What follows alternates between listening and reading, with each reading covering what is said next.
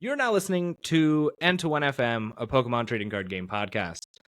I'm your host, Glenn, and I'm joined today by a good friend of mine and member of our local scene, Zack. Theriot. Is that the correct pronunciation of your name? It's Theriot, actually. Theriot. Yeah.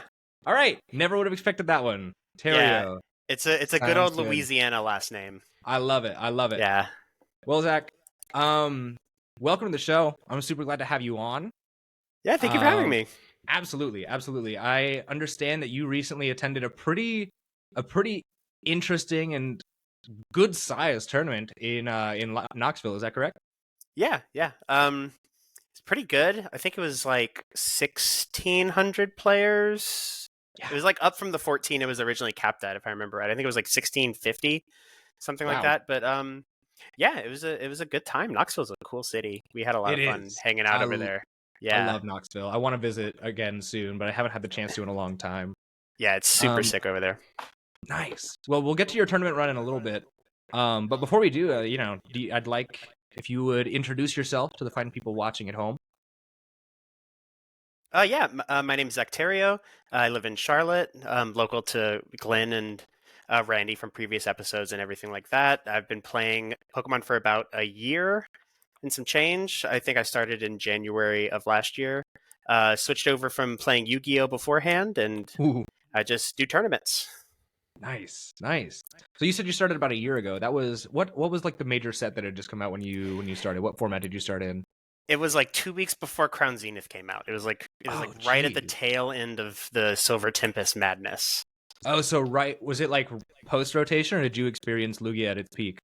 I experienced Lugia at its peak. Yeah, started playing.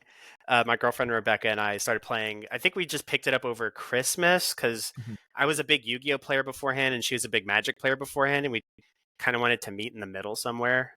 Yu-Gi-Oh was like too complicated, and I thought Magic wasn't cute enough, so we had to like find the middle ground, and we decided to just try out Pokemon because we both like Pokemon, and we were both like Mew fiends until rotation happened.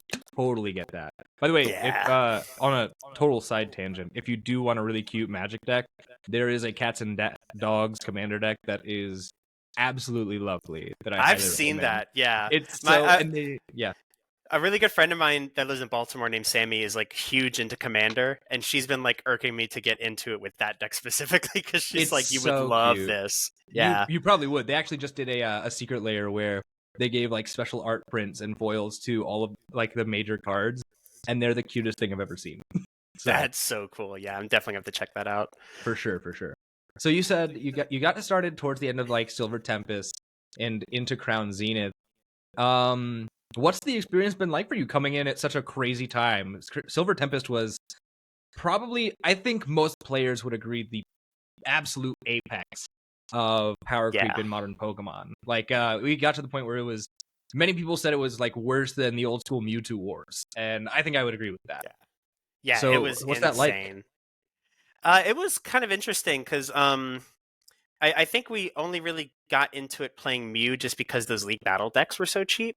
Like, I think we got ours on sale even at Walmart for like $20. Wow. So it was like we went in with like what was essentially by and large like a tier 1 meta deck, like one of the ones that could like hang with Lugia.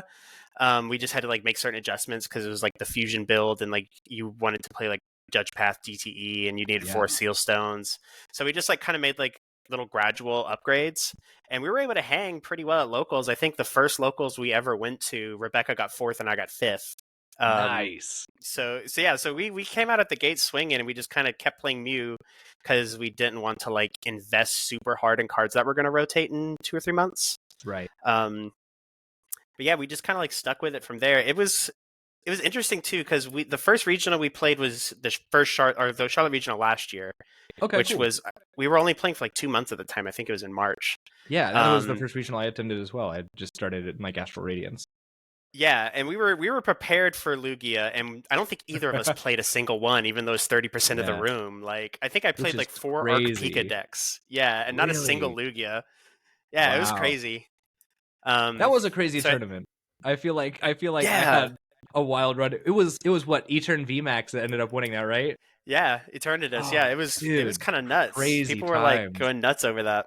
Yeah, It's cool. it was a place for weird decks. It was like the peak of it, and I feel like everybody was just like, I want to play something, but I don't want to be a bot and play Lugia. That's what I did. I was Yeah. a contrarian. I played Palkia. Yeah, I wish I could have, because I got really into playing So sick. Palkia like right after. Yeah, Yeah, I love that deck. That deck is so. so I good. wish so much I could go back in time and play that one Australian regionals where Palkia was like Where all it was of the top all 8. 8. Yes, I would I would love have that. loved that tournament. I would It have would have been ate so fun. so good. You and I have to play Yeah, WCS sometime because I have like all 4 of those decks from WCS last year or the year before. Oh yeah. Yeah, we have So the Arc Pika one and the Palkia one. So like I've got we all used to 4 play of those them through all the like time. clear sleeved up and just ready to go. Yeah, I dude, love it's those with so fun. the no glare clear dragon shield so that you can just see the pretty like Yeah. pack design that's different colors. Love it. Yeah, it's so cool. And the design they did for those boxes too is really sick, like with the emboss Gorgeous. and stuff like that. Yeah, we were Yes. super into them when we got them.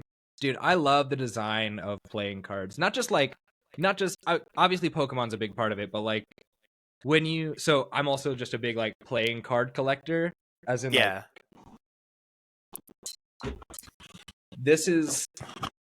these are all decks of playing cards just like from one brand.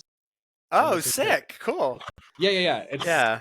not something I get to talk about much on like Pokemon, but it's like a brand. It's pretty much like the supreme of playing cards just because I'm a dirty hype beast. But that's like, awesome though. I adore that kind of design process, and there's one company that does it really well called Theriot. They're found really commonly in like Target right now, and they have done a ton of like really cool collaborations.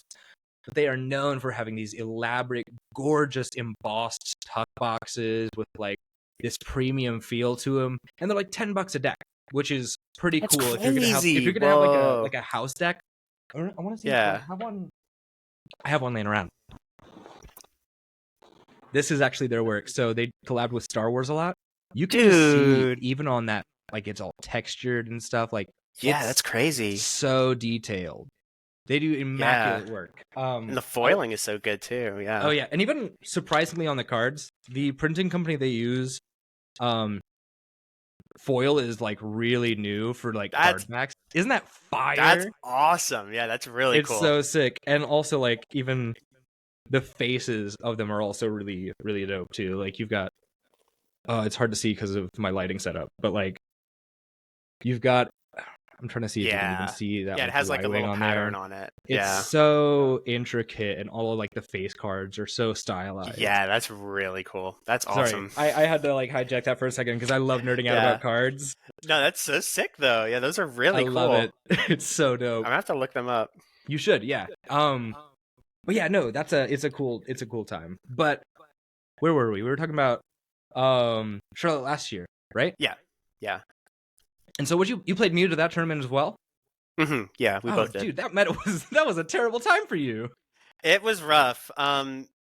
Luckily I played a lot of mirrors. I didn't really hit like any matchups that were bad for Mew because it was like crawling with like E-Turn, with Quad Weezing, with Reggies, like all sorts of weird decks Reggies that just like dome you. Too. Yeah, Reggies. Dude, it was nuts. Looks like you played up against a Vikavolt Iron Lock too. Yeah, I played two Vikavolts. I've got your Pokestats live right now. Yeah, I played like 2 Arc Pikas, an Arc Gudra, 2 Vikavolts, 2 mirrors, and Amazing Ray. An Amazing Ray Lost Box. I'm so jealous that I never got to play that deck. I really wish I did too. Back then, I want to play it so desperately. Yeah, it seemed like a lot of fun. I think they were like doing the dual Amazing Ray, Amazing Raikou too. Yeah, sounds like that right. Deck seems like so much fun. It looks like so much fun blast. To play. I want to go back in time.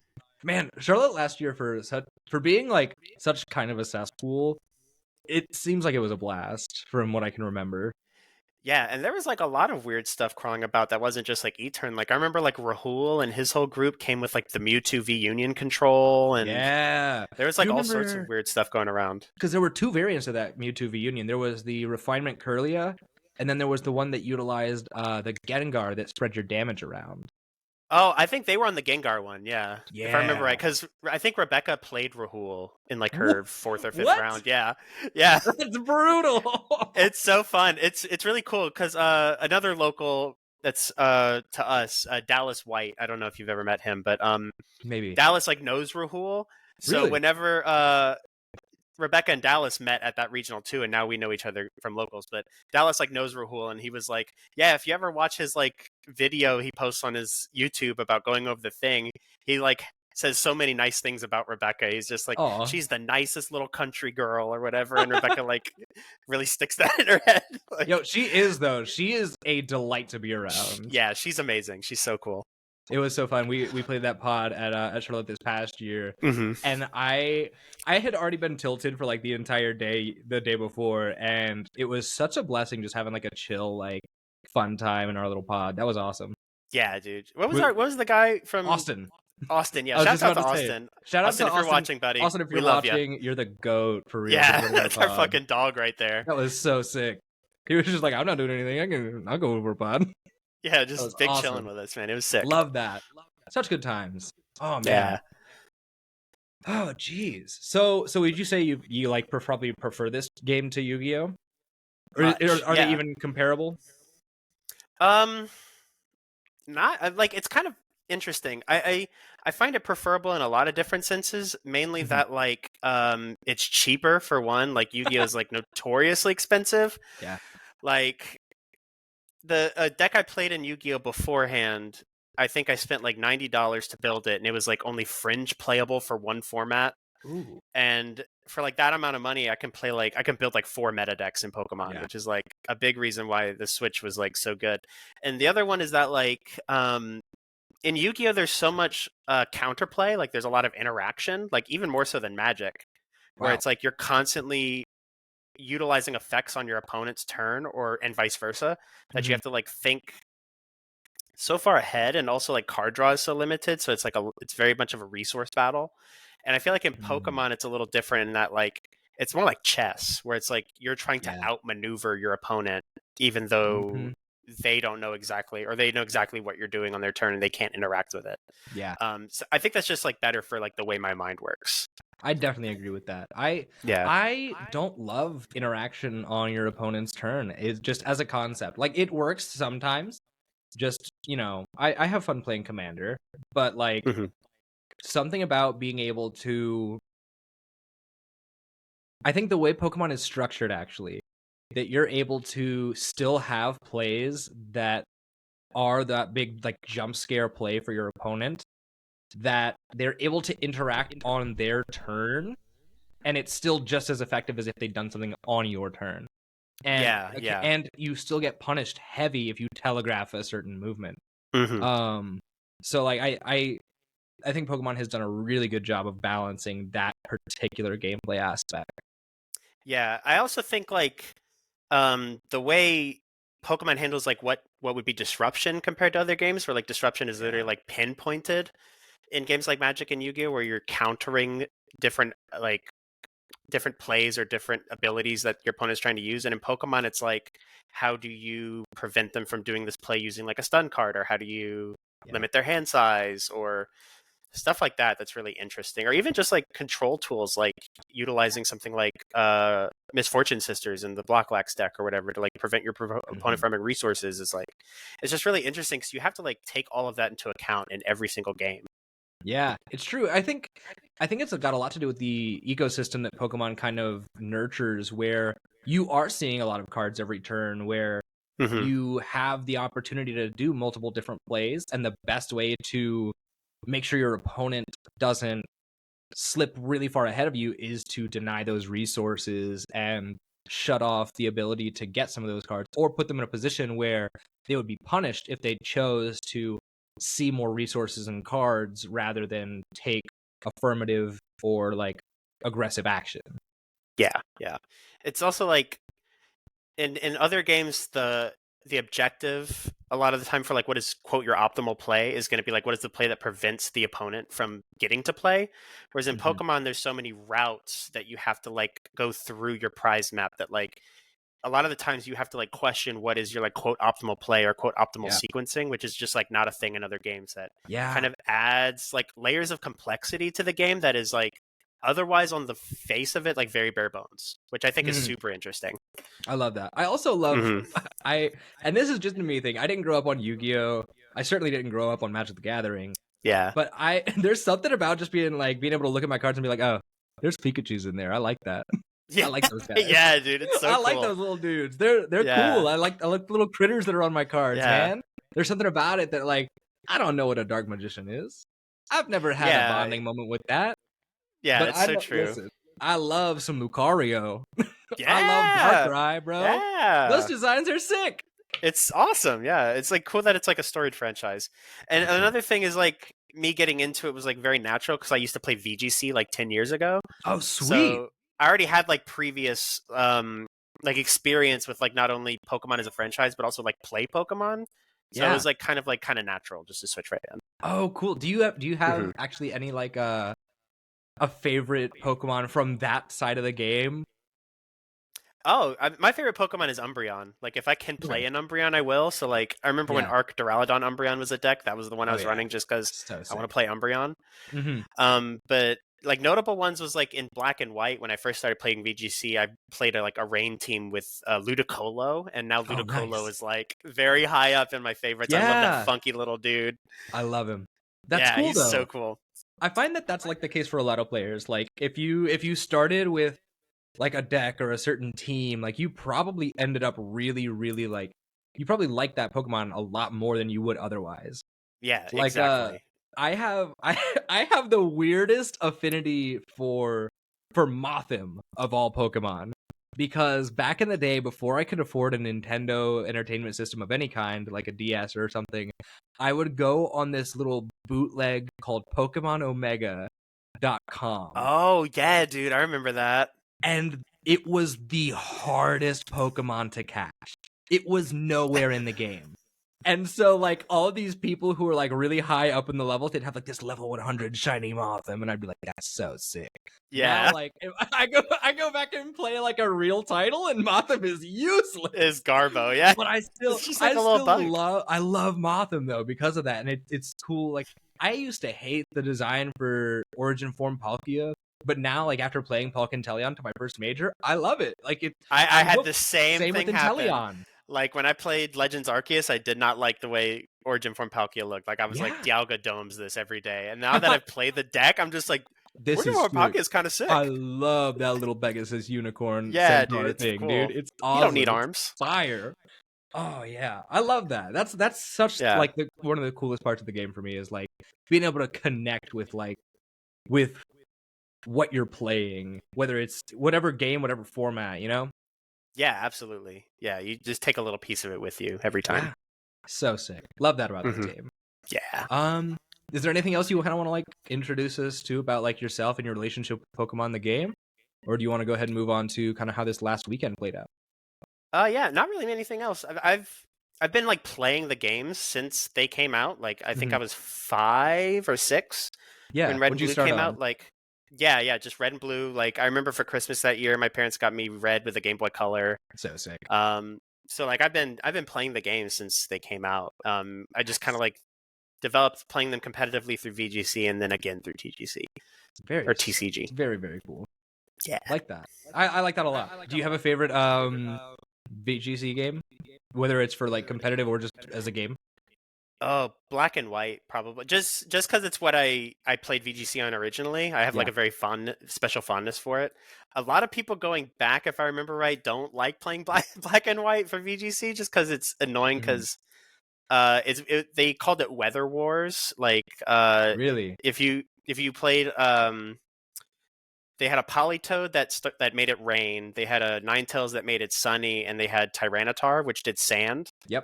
And it was really just like, Hail wasn't good back then. It didn't become good until like very recently, actually. Gen 9. Yeah.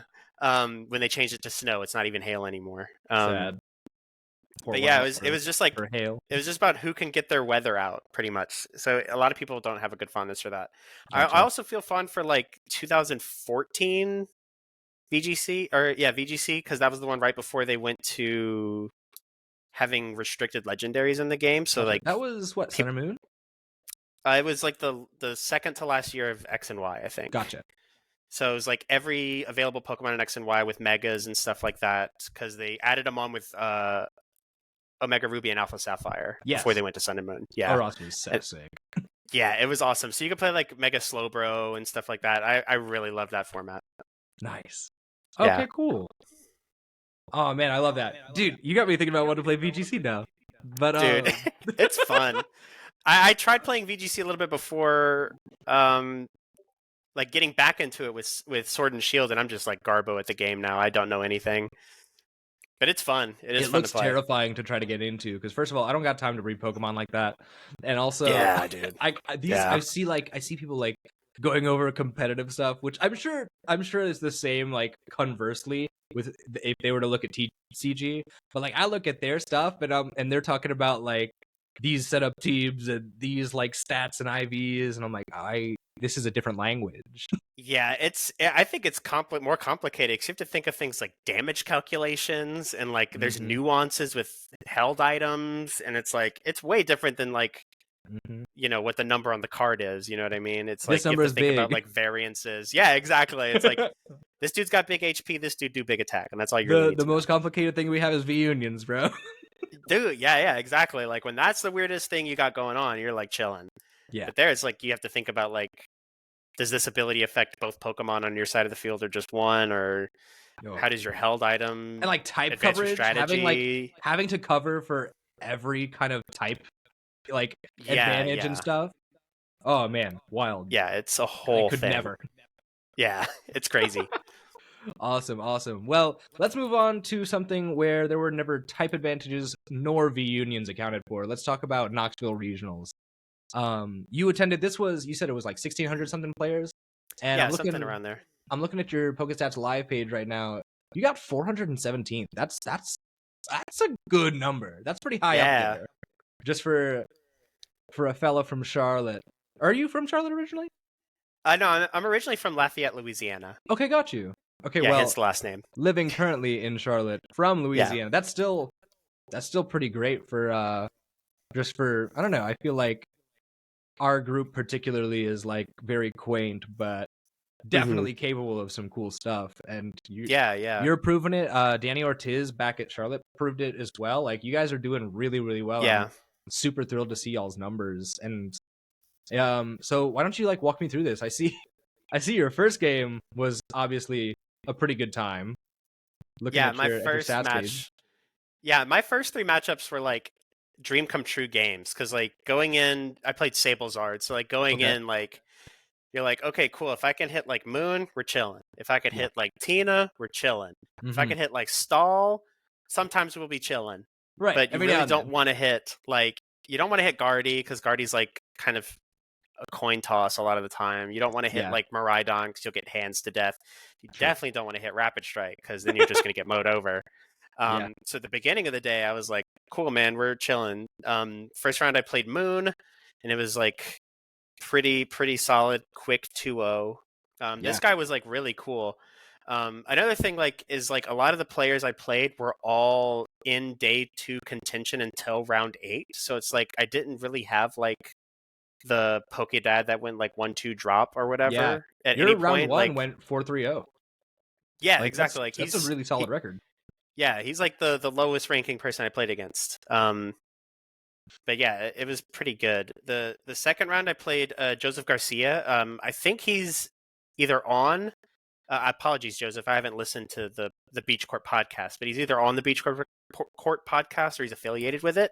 Really? Very cool. Yeah. And this dude was the coolest guy. Like, this was like a really fun, like there was banter. We weren't cutting each other's decks. It was just like a tap fest, and we were just like rolling the dice on every play. Those are the best games. It was awesome. Yeah, it was really, really fun. He was a great opponent. That one he had like really horrible draws in the first game. Dang. And the second game was much closer, but we were able to clutch it before even time ran out, which like Lost Box versus Stall, that doesn't really happen. Yeah. That's surprising. I figured if anything would have gone to time, it would have been that. Yeah, it was cool. The third opponent, Jacob, this guy was also like amazing. He is also a former Yu-Gi-Oh player, so we got to like talk about that. So sick. But that was like a really good. I think I won the die roll, went second in game 1, and was just able to like Sableye, I'm out. And in the second game, it was like much more close, but he ended up having some like very unfortunate prizing. Like he was trying to Mirage Gate to Tina V-Star so he could have like a big body on there and then attack with it. Yeah. And he just did not have energies in his deck. I think his like opening hand had like 4 energies and he had like 3 of them in the prizes. It was like kind of nuts. Probably had to Colas for 5 of them. It was bananas. I think at one point I Roxanne him and he's like, thank God you did that because now I can use Mirage Gate. That's the Tina experience right there. It really is. Like it was just like some crazy Tina hands that ended up pulling that one through. Makes you want to play the Nestash Squovid in there. Dude, like honestly, in that situation, it would have been gas. For real. The next round, I played a Guardy, and this guy is a former Charlotte local. He apparently works for Lowe's, so he used to live around here. And this was like probably my favorite game of the whole tournament. Really? Okay. Which I usually don't like playing against Guardy. Like every time I match up with our boy Adam and he's like the Guardy fiend, I'm like dreading it because I'm like, dude, this is going to be like a battle of attrition. It's going to be a grind fest. Yeah, it's like, boy, that Jirachi is going to decide everything right now. Yeah. But in this one, we had a really close game 1, and he ends up taking that one. And in the second game, the way it ended up was I boss KO his Jirachi, go down to 2 prizes, and he has 2 prizes left on his turn. And he has a Ralt and a damaged Screamtail on the bench. Yeah. And I have Sableye with energy on board. So he attacks to go down to 1 prize. Or no, he attacks to go down to 1 prize, and then it literally depends on if he can get the Jirachi back. Because if he can't, I'll just Sableye for 2 prizes to win. Right. So he Super Rods the Jirachi back, and then goes like Shining Arcana, nothing. Refinement, nothing. But finds a second Shining Arcana to put on top of the Curly, a Shining Arcana, and it's the second card. Oh no! So he just clutches it right then and there, and I just scoop it up. Guardy players, he has it. They just have it. Oh man, they just see the whole crazy. If they Super Rod, they probably just get it back. Yeah, I was like not banking on it, but like whenever he whiffed it twice, I was like, holy cow, this might happen. And then he just nails it, dude. It was awesome. That sounds like a blast too. Yeah, it was so fun. He was also like really cool. Like that was like a really nice, like banter filled game. Like really, really fun opponent. It was just really, really, really nice to play. I try to make it a point to have those matches every time. I think those are the best matches to play in Pokemon. Is just when you're able to talk to your opponent and like just chat. Like I understand we're competing, but also like let's calm down. Yeah, it's cool when everybody's just having fun. You know what I mean? Yeah. When everybody seems like they're having a really good time, that's just when it feels the best, I think. Oh, for sure. Like maybe when we're in day 2, when we're in top cut contention, like maybe we'll stop chilling out that much. Then I'll be like, hey, cold shoulder, we gotta chill out. We gotta really focus out. But like up until that point, man, let's just have a good time. Yeah. I think he ended up going on to top 64 this event too, I think, if I remember. Yeah, so he ended up doing really Alex well. made day 2, and then actually that kind of leads me into your next opponent, Lucas Ching, I think. Your 5th opponent, that Chen Pao player? Yeah, I think it's either Ching or Zhang. But this was like the craziest games. That guy went on to do really well. Tell me about it. Yeah, he is an insane player. He is like, he knows his lines in and out. So like he's playing at like breakneck speed and just knows what to do like immediately. He doesn't have to like think about his sequencing, which is like kind of a challenge for Chen Pao sometimes. He's just like knows exactly where to go.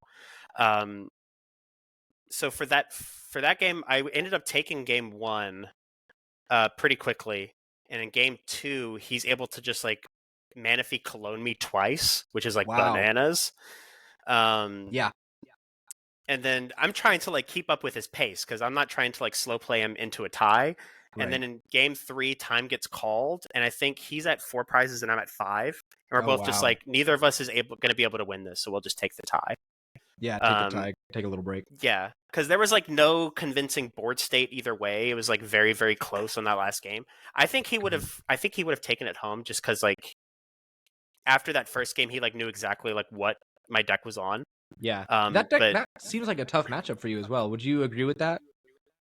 I think so, especially against like a player that plays it really well. Yeah, I think it's pretty easy to cheese, especially another thing about Lucas is his deck was playing 3 Bibarel instead of just 2. really. Yeah, so like one thing you can really do to like stop Chimp-How players is to like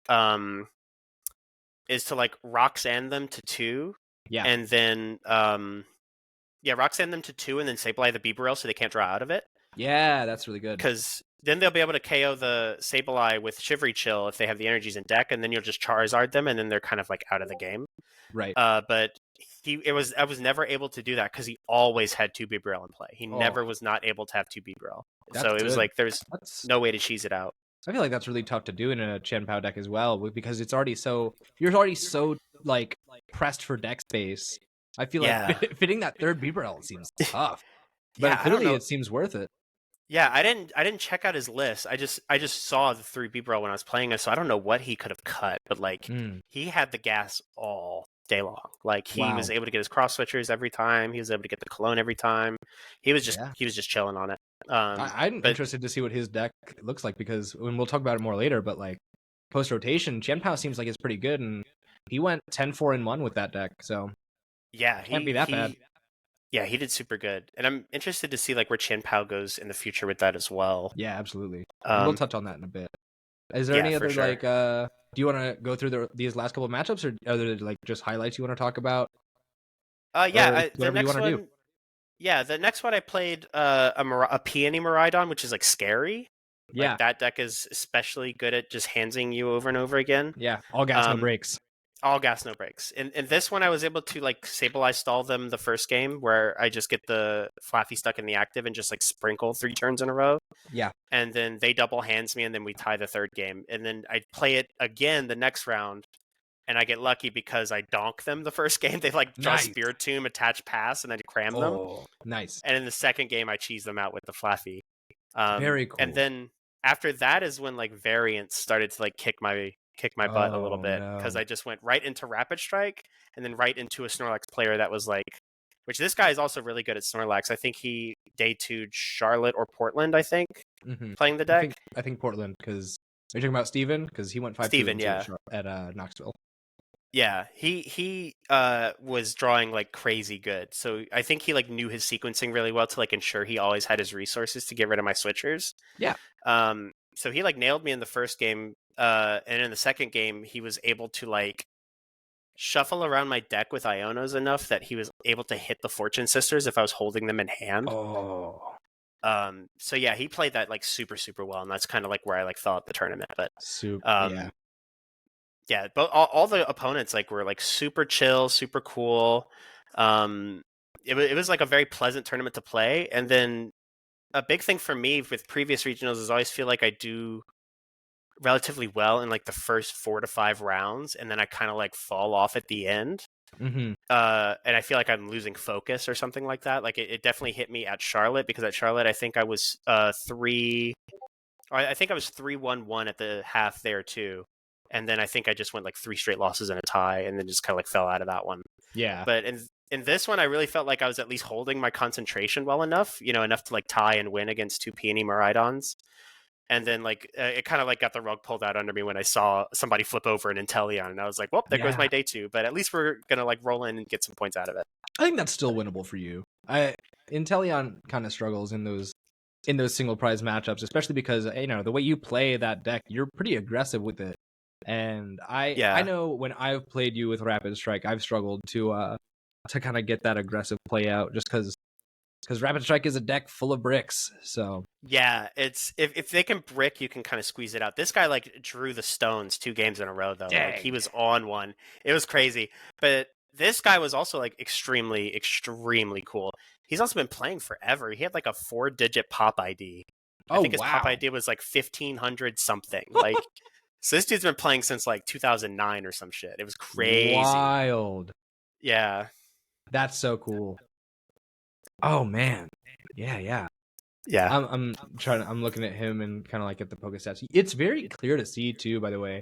And this is to your credit. Like you mentioned earlier, you were talking about how you feel like definitely at Knoxville you were able to maintain concentration a lot better than at previous tournaments. And looking at your just in like the limited sample size of your PokeStats Live page, you can see clearly like that you're definitely becoming a better player, and you're becoming better in that that tournament setting where it's like it's a war of attrition, dude.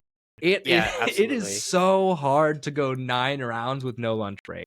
And that's kind of that's an issue with Pokemon as a game that we need to kind of eventually work towards getting fixed from the Pokemon Company International. But like for being able to go 9 rounds, no lunch break, you're showing clear signs of improvement. Like it's not an easy thing to do. Going 9 rounds, especially with you have a very difficult deck to pilot. Sablezard is not easy. I remember when Sablezard first came out, when Tord played it at LAIC. Was it? I think it was LAIC. Every YouTube video when they would display the deck would be like, now this is a extremely difficult, high skill deck to play. If you are new to the game, don't pick this up. Like stick with something else. That's a hard deck to pilot. Even now, when there's like other decks that are still just as still very difficult, and more so now than they were back in Silver Tempest format.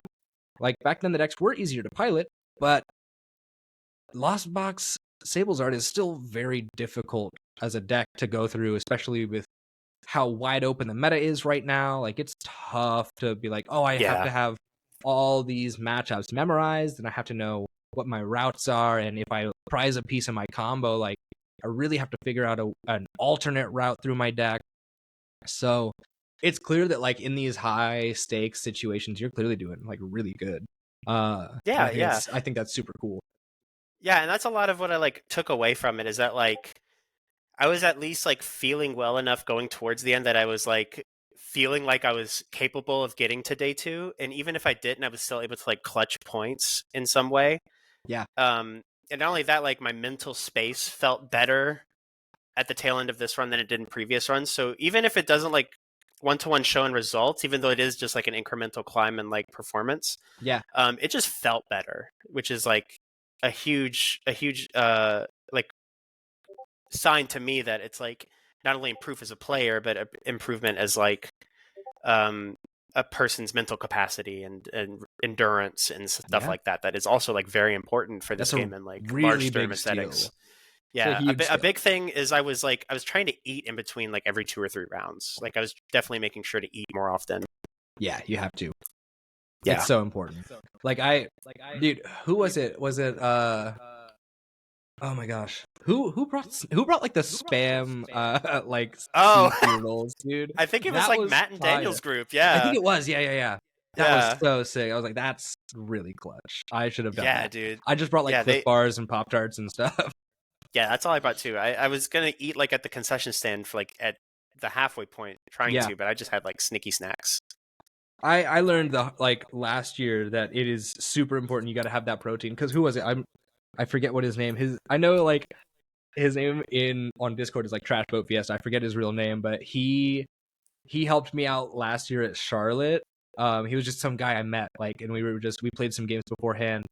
Shout out to him. He hooked me up with a protein bar after he had already dropped the tournament and I was still going. And I'll never forget him. He was so goated for that, because I was starving and didn't have that much money for food, and he was like, I got you, dude, don't worry about it. Yeah, it's like filling. It's like it helps you. Well, like protein is like good for your brain in general, but also just like it feels more full when you're done than like a sugary treat or something like that. It's like it really does come in clutch. Or like a terrible stadium hot dog. Yeah, no, yeah. Those things are very terrible. much so. Yeah. Oh man, super cool. I'm really glad you had a good experience at Knoxville. Do you think it was like maybe how would you compare it to Charlotte then? As far as like an experience, because obviously it's a good bit smaller, not as many players. Was there more or less deck diversity? I think in general, if you like you go like off the stats, I think there was actually less deck diversity. Just because Zard was just as big as always in day 1. Right. So statistically, you're probably going to hit like 2 to 3 Zards. Right. And then even worse, like Roaring Moon was like 23% of day 2 or something like that. I remember that was the weird tournament where there was a bunch of Moon.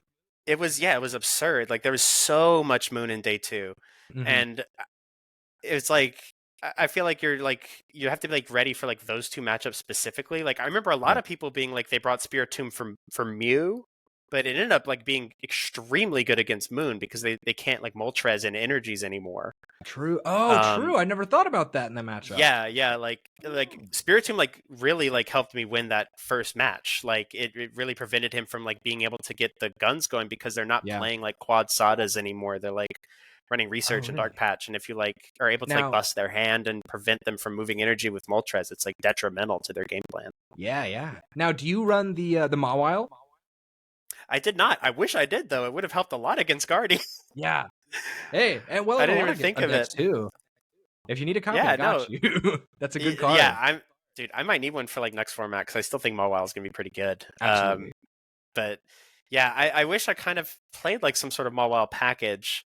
In hindsight, but I guess I didn't think about how good it was going to be into certain other matchups. Like I was really expecting Mew to be big and Moon to be big, just because Moon is like on the upswing, and then Mew, and Mew is on its last ride. It's like it's the last American tournament with Mew. Oh yeah, everybody's riding out with the Mew. Crazy. Dude. I love it. Yeah.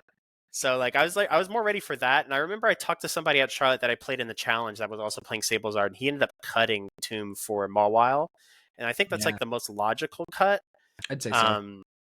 But it's like not the cut I was gonna want to make. I was even thinking about playing Drapion for a while, and I was like switching back to Tomb because I was like I'm scared of stall.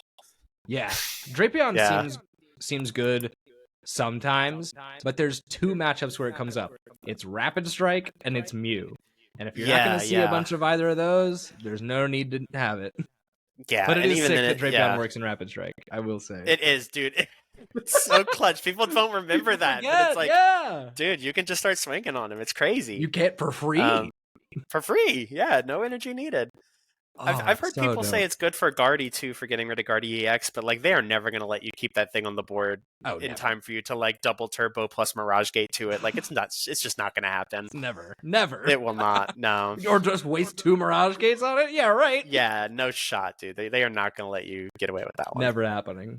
No, I think Tomb is probably better than Drapion, but I definitely think it'd be cool to put the Mawile in there, especially because like then you have a stall deck plus the power of Lhasa. Yeah, Mawile was kind of the star of the show in the tournament streams because like Aiden Koos used it very effectively, and Azul used it really effectively on his winning end. Like, I remember like I think I remember I saw a Twitter post that was like it was Azul talking about him like VOD reviewing his match, and he's like, "This is the 47th time where I say Vanishing Wings plus Tempted Trap." Or whatever. It's just like it works, dude. It's crazy. That's the one. It's a good combo, and because Aiden Koos did really well, he got top cut if I recall correctly. Let me pull up Limitless. Second. Second place. Yeah. Let me look at his list right now.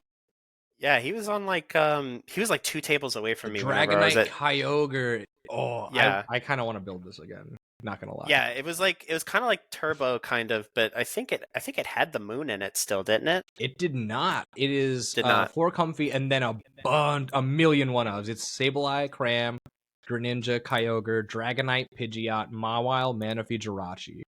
Oh yeah, so it's like kind of just like Turbo with Mawile essentially. It's Turbo with Mawile, Kyogre. That's bananas too, man. Yeah. I kind of want to build this. This looks fire. Yeah, it's crazy. And he's always been kind of known for doing like off the wall, like crazy attacker Lost Box decks. Like I think like sometime last year he played like Lost Box with like Flying Pikachu VMAX, and he was doing like Lost Box with a 1/1 Aerodactyl V-Star in it. It's just a Turbo with Aerodactyl in it. Everything in the Lost Box. Yeah, and he just like if it could attack, he put it in a Lost Box. Yeah, and he just like cooks it well done every time. Like just rolls through people with it. It's like nutso. I think he was also one of the people that was like doing like the 1 Ultra Ball with Lumineon type shit. Like that stuff's crazy. Wild. Yeah, because you're never getting your 1 Ultra Ball. At least I'm not. Yeah, it's like maybe it's better for somebody else, but not me. It's just one more Colress out, I guess. But it's like he made it work, dude. I don't know what to tell you. It's like crazy. At least in like especially in Lost Tina, I think Lumineon is really good, but I don't think we'll ever see that happen again. No, yeah, Luminion's like weird in that it's like really good in decks that can utilize it, but it's not as good anymore because you used to be able to just Luminion whatever you wanted to just get what you needed. And Yeah. now it's like such a huge liability with hands running around. Like hands will just like take 3 prizes with it all day long. Take 3. Oh my gosh, yeah. Yeah, it's nuts. Plus, you also don't have as many outs to it now as you used to. You used to be able to. Yeah. I think losing quick ball really hurt Luminion, which this Yeah. is old news at this point, but like it's a big part of the format right now because Luminion is the hallmark effect of like, hey, go get your supporter because I know you're struggling right now. Yeah. There's a lot of different like effects like that I feel like are missed without quick ball. Like I remember when rotation first happened, a lot of Lost Box decks were like playing the Halucha, and they would like cut a nest ball for a level ball just so they could like fetch it to hand more easily, which is wild. Yeah, like at the expense of like getting one of their big attackers or something, just because it was like that. Especially like in Guardian stuff, whenever they were only running the 70 HP Raltas, because you needed to just like drop that sucker to stabilize 2 of them. Yeah. Yeah, it's definitely missed having like a good like, and also like in Lugia with Archeops, like not being able to like Evo instance for it is like detrimental to that deck. Yeah, Lugia is running Great Ball right now. I know, it's crazy. That shows you how bad the format feels without Quick Ball in it. It's like what? It's like Evo the post rotation ones are playing Master Ball, dude. It's like that's the craziest thing I've ever heard. It's nutty. I mean, I guess you lose Burnett, you lose a lot with Lugia, but it's like, dude, Master Ball. Really? Yeah, dude, that's what they're on. Like they could use the belt super good, they could use Prime Catcher super good, but they're just like nah, dude, I need my the chops. ball. Yeah. So sick. Oh man, I love that. But yeah, overall, I think like deck diversity was actually like lower. But overall, the event was run like super well. I've only ever been to Charlotte Regionals, so I've only ever been to ones run by Overload events. And so this is my first one. Day 2, right? Yeah, it was day 2. I hear they put the best events on, and it's not even close. It was really good. The in between rounds was like always like very rapid, and not only that, but they communicated really well. Like they would go over the loudspeaker and be like, "There's this many still remaining before we switch rounds or whatever." Oh, nice. Yeah, so they like kept you like kind of updated about like what to expect at least whenever turnover would happen, which was like really good. And then the event space they got was like really well organized for the size that it was. Like even though it was a small event, it was like very jam packed. Like they utilized the room really well. Yeah. So there was only ever like a trouble in moving around, like when it was like going to seats. In between rounds, you're able to like walk in between chairs just fine. Oh, good. Yeah, it was like really well run. The only downsides is that the building, if you were in the event hall, you did not have cellular service. And I remember this being a problem at Knoxville last year too. It's just something with the hall. Yeah. I think it's because it's underground, technically. Like you go downstairs and it's underground. Makes good sense. Yeah. That is so one people thing were either have to figure out. I know. People were like paying like $40 for like a different event going on in the convention center's Wi-Fi package. That's awesome. So they could check their pairings, and then everybody else would wait out. Like immediately when you walk through the door into the center out of the hall, you had cellular service. So like a lot of people would just like sit down outside there and just refresh. They were trying to get y'all back to 06, man. They wanted the paper pairings. That's it. Some people were using it too. They had it posted at the Hive and everything, and people were like going up there checking their pairings sometimes. Like they did Absolutely wild. They did not have the use case for it, which is like not a fault to the TO. It's just kind of like happenstance. Yeah, for sure. But like potential for something to be like sidestep in the future if they do come back is to like have like a Wi-Fi package for that event or something, even if it's like $10, $15. I'm sure people will like shell the money out for that just to be able to check their pairings more easily. For Wi-Fi at a Pokemon event. I think at $50, I'm like, this is gonna suck. I'm paying for it. Yeah, if it means I can check my pairings in the bathroom, like I'll be chilling with that. You know what I mean? And I'm not in a position to be like, oh, I've got $50 to spare. Like, but if it's $50 so I can check my pairings, I'm doing it. I'm not fighting the other 1,499 people to get up to the Hive and see my pairings. That's not happening. There's like no need for that. The only other downside I think was, and this is like not effective to anybody that's like only going to mainly play the main event or points paying events, is that side events were like weirdly expensive. Like, do you remember how many tickets it was to play GLC at Charlotte? I want to say 3. 3? Yeah, it was 2 or 3? 4. Really? It was 4 over there. So like it's $4 at $6 a ticket. I think the tickets were also cheaper in Charlotte. They were $6.50. $6.50. Okay, so they were a little more expensive, but still, like that's like $19 versus like $25 to play 3 rounds of GLC. And other events were like even more expensive, like the Winna Mats or whatever were like 4 side event tickets. Weird. It's like instead of like 1 or 2, like they do at Overload. Now, did you do a lot of side events at Knoxville? I did none. I didn't do any. Really?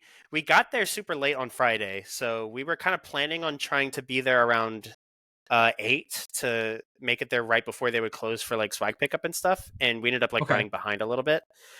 So we ended up doing all that Saturday morning. But Sunday, I was looking at it because I was like thinking about trying to play GLC, and like I was just like, I can't spend $24 to play GLC. Like I'll spend like 20, but 25 is like a little too much. So we just spent all of Saturday just like doing stuff in Knoxville, which I think was worthwhile. Like Knoxville is a really, really interesting and cool city. Yeah, it's if like you're gonna skip side events for any city, Knoxville's the city to do it for. Yeah, it's like not super big, but it has like all sorts of cool stuff in it. Even just like that downtown area around the center is like full of all sorts of like crazy interesting shops and boutiques, and they have like arcades, and like there's all sorts of cool stuff to do over there. Yeah, absolutely. Yeah, definitely a worthwhile city to have a regional in, I think. 100%. I want to go. I wanted to go to Knoxville originally, but just between being out of work with my injury and and the way registration went, from what I hear, like the registration. So, did you struggle a lot with registration for Knoxville? I know it's been a while, but I got insanely lucky. I think I had an alarm for when it was like 10 minutes away. Oh, perfect. And I think I literally just like refreshed once and I was in. Nice. Rebecca had a harder time. I think she had to go like 4 or 5 times to get in, but she ended up making it in. But we were like prepared. That's good. We ended up being prepared and being there like right at the time it opened, so we were able to kind of like clutch it. But I know some people were there right when it opened and they missed. Like through several waves they missed.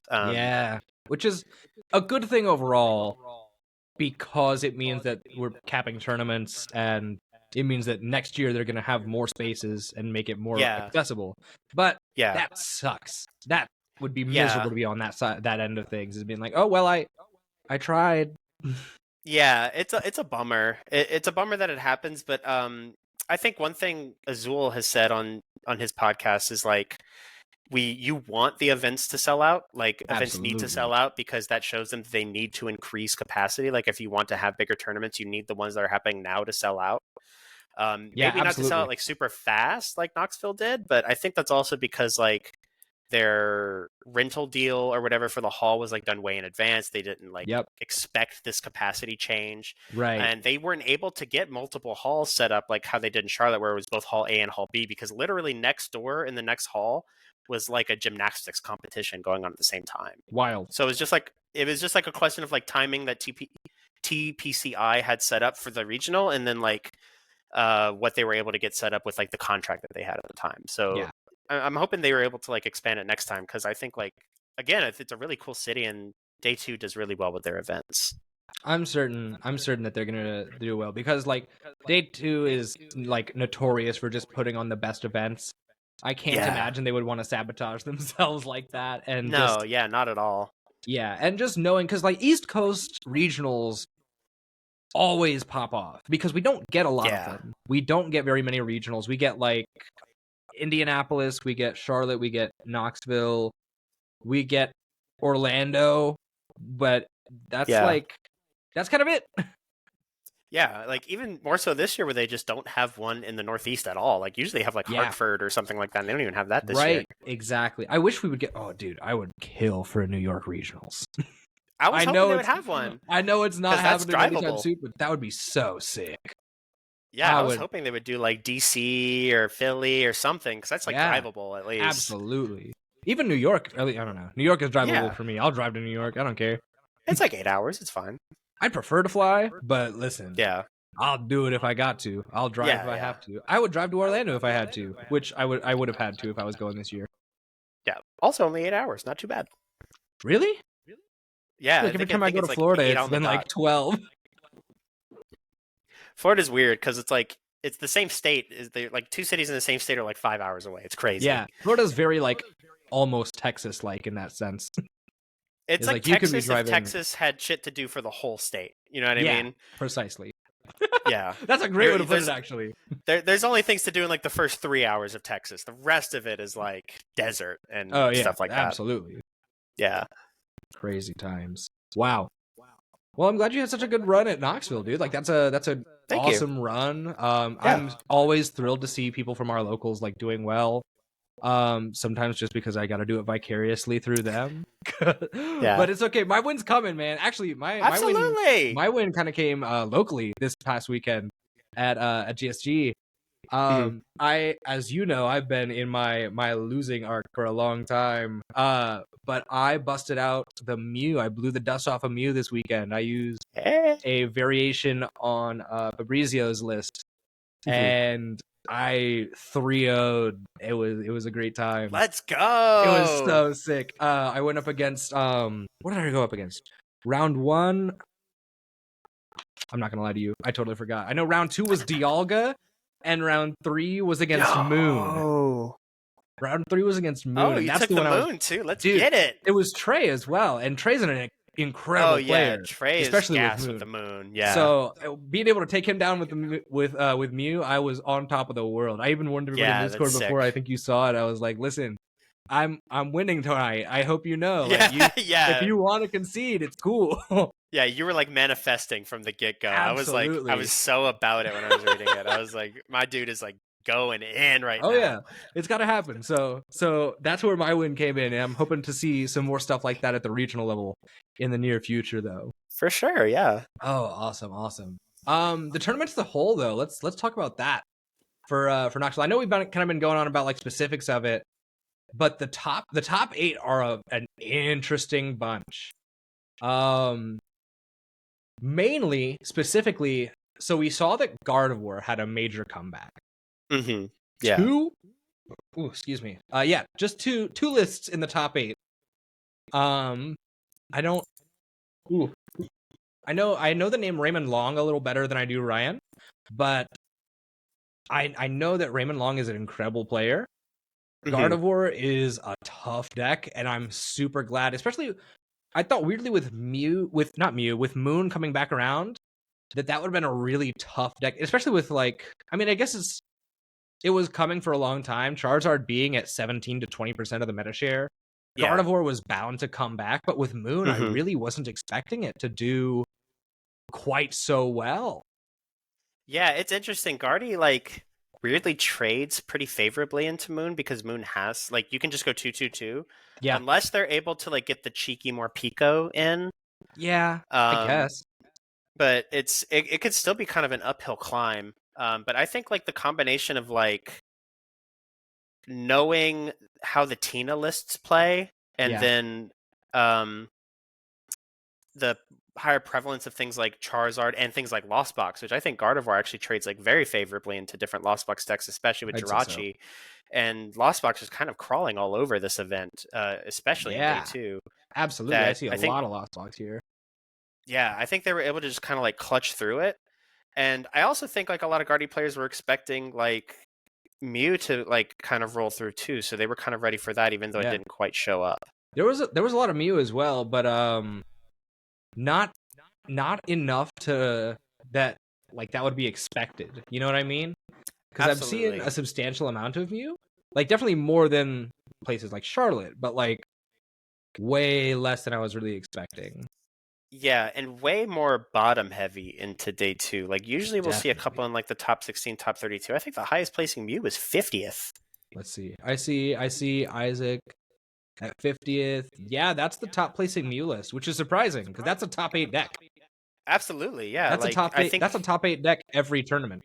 Yeah, I think just like 1 or 2 regionals ago, it was like 6 in the top 16, and then this one can't even crack 50th this time. So surprising. But again, I think a lot more people were prepared for it. I think people really thought it was going to be like a Mew's Last Ride sort of tournament. So I think everybody was really bringing Spiritomb. Like even the guard or even the Tina decks were putting Spiritomb in. Right. Well, and that also has a lot to do with the fact that last weekend was Liverpool. And if there's anything you should yeah. know about European events, it's that 2 decks, at least in the current format, are going to show up. And that's Mew and Gardevoir.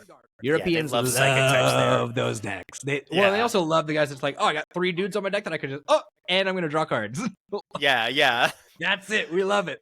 So I guess that's a big reason why Gardevoir and Mew probably did so, like, were so popular this tournament. It is cool though. There's some really interesting stuff in this top couple of decks.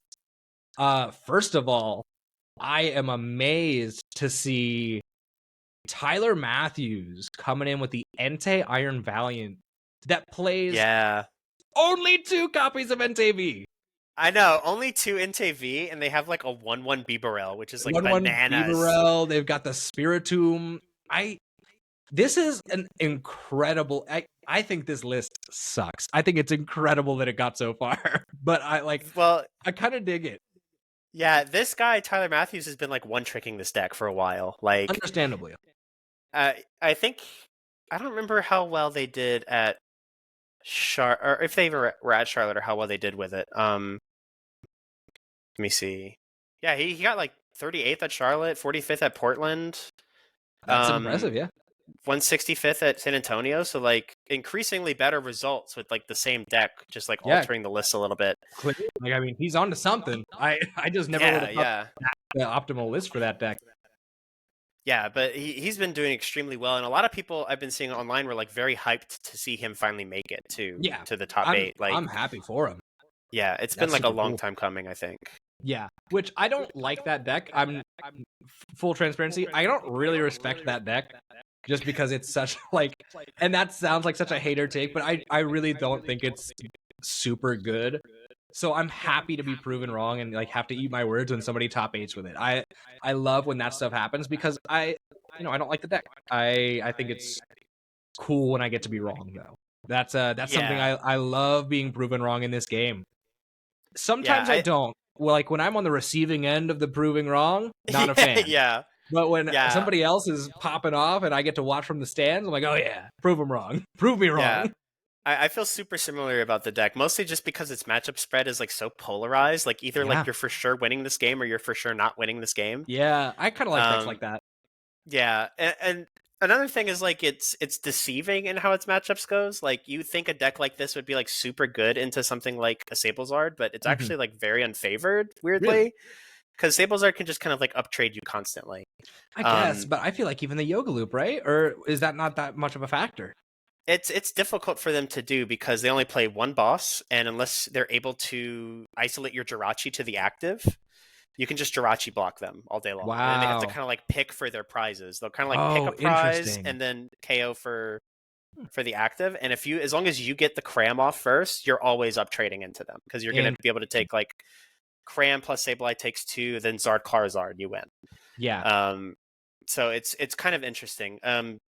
But it can also go like kind of either way dependent on the pilot. Like I remember I played against Sky playing this deck at a challenge once, and Sky like domed me. But that's just the Sky difference, I think. True. More so than the deck. Legend at this game. Yeah. But yeah, it's always cool to see like different weird decks like this get this far, especially since people kind of wrote it off for a while because it did really well at LAIC and it just kind of didn't show up for a while, and it's cool to see it show up again. Well, and it's like it's a deck that doesn't have a lot of end game unless you know it intimately, like Gardevoir. It's actually weirdly like Gardevoir in that sense, where it's like if you don't know what you're doing, you're gonna have a really hard time in the end game. Yeah, it's like very intricate. Like you really have to be on top of like what you're doing to like really get the maximum value out of what the deck can provide. Which I like. I like that a lot. Speaking of weird decks that I don't respect, let's look at 30th place real quick. Do you have Limitless up right now? I do, yeah. So 30th place, Matthew Wood, with the string cheese, man, the golden go with the Palkia. LDF himself pulled it out and ran it down, dude. It's crazy. Okay, so I'm just now learning LDF's name. Super sick. Yeah. Dude, I got a picture with him last year at Charlotte. So sick. He's a cool dude. He's really nice. A very cool guy. We got to like talk shop with like how content works for him, like how his video process kind of is. Like he's a super personal dude. And so nice to be able to like sit down and play and talk with. And he was also like very chill about like he was clearly like with his testing, like with the Shuffle Squad and like hanging out with the group, and I like kind of approached like, hey, like, can I get a picture? And then like I sat back down at my table kind of across the way, and then I came back and I was like, hey, I was wondering, could I get a game in? Just because. And he was like, yeah, absolutely. He was so cool.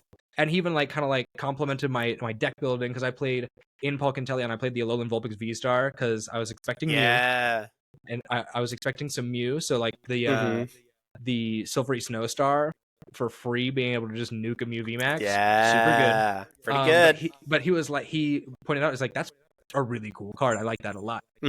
And so like he was super cool. I love seeing him get his flowers, especially the king of rogue decks piloting the rogue deck right now. Yes, like, exactly. Like that's what's really cool about it to me. Is like that's like his anime protagonist moment right there. Yeah, absolutely. And it's like he had like he was able to get like caught up to speed on the matchups and stuff because the two, I think it's Gumiya is how their last name is pronounced. The two Gumiya brothers played it at Charlotte, I think, Jarek and Jim. So and they did really well with it. They're very proficient with the deck. So he was able to just like take what they had and just like and run it all day long, which it's really cool that like such an enthusiast of the rogue is like able to like get such a nice result. Yeah. Incredible. I love seeing stuff like that. Rogue decks are cool.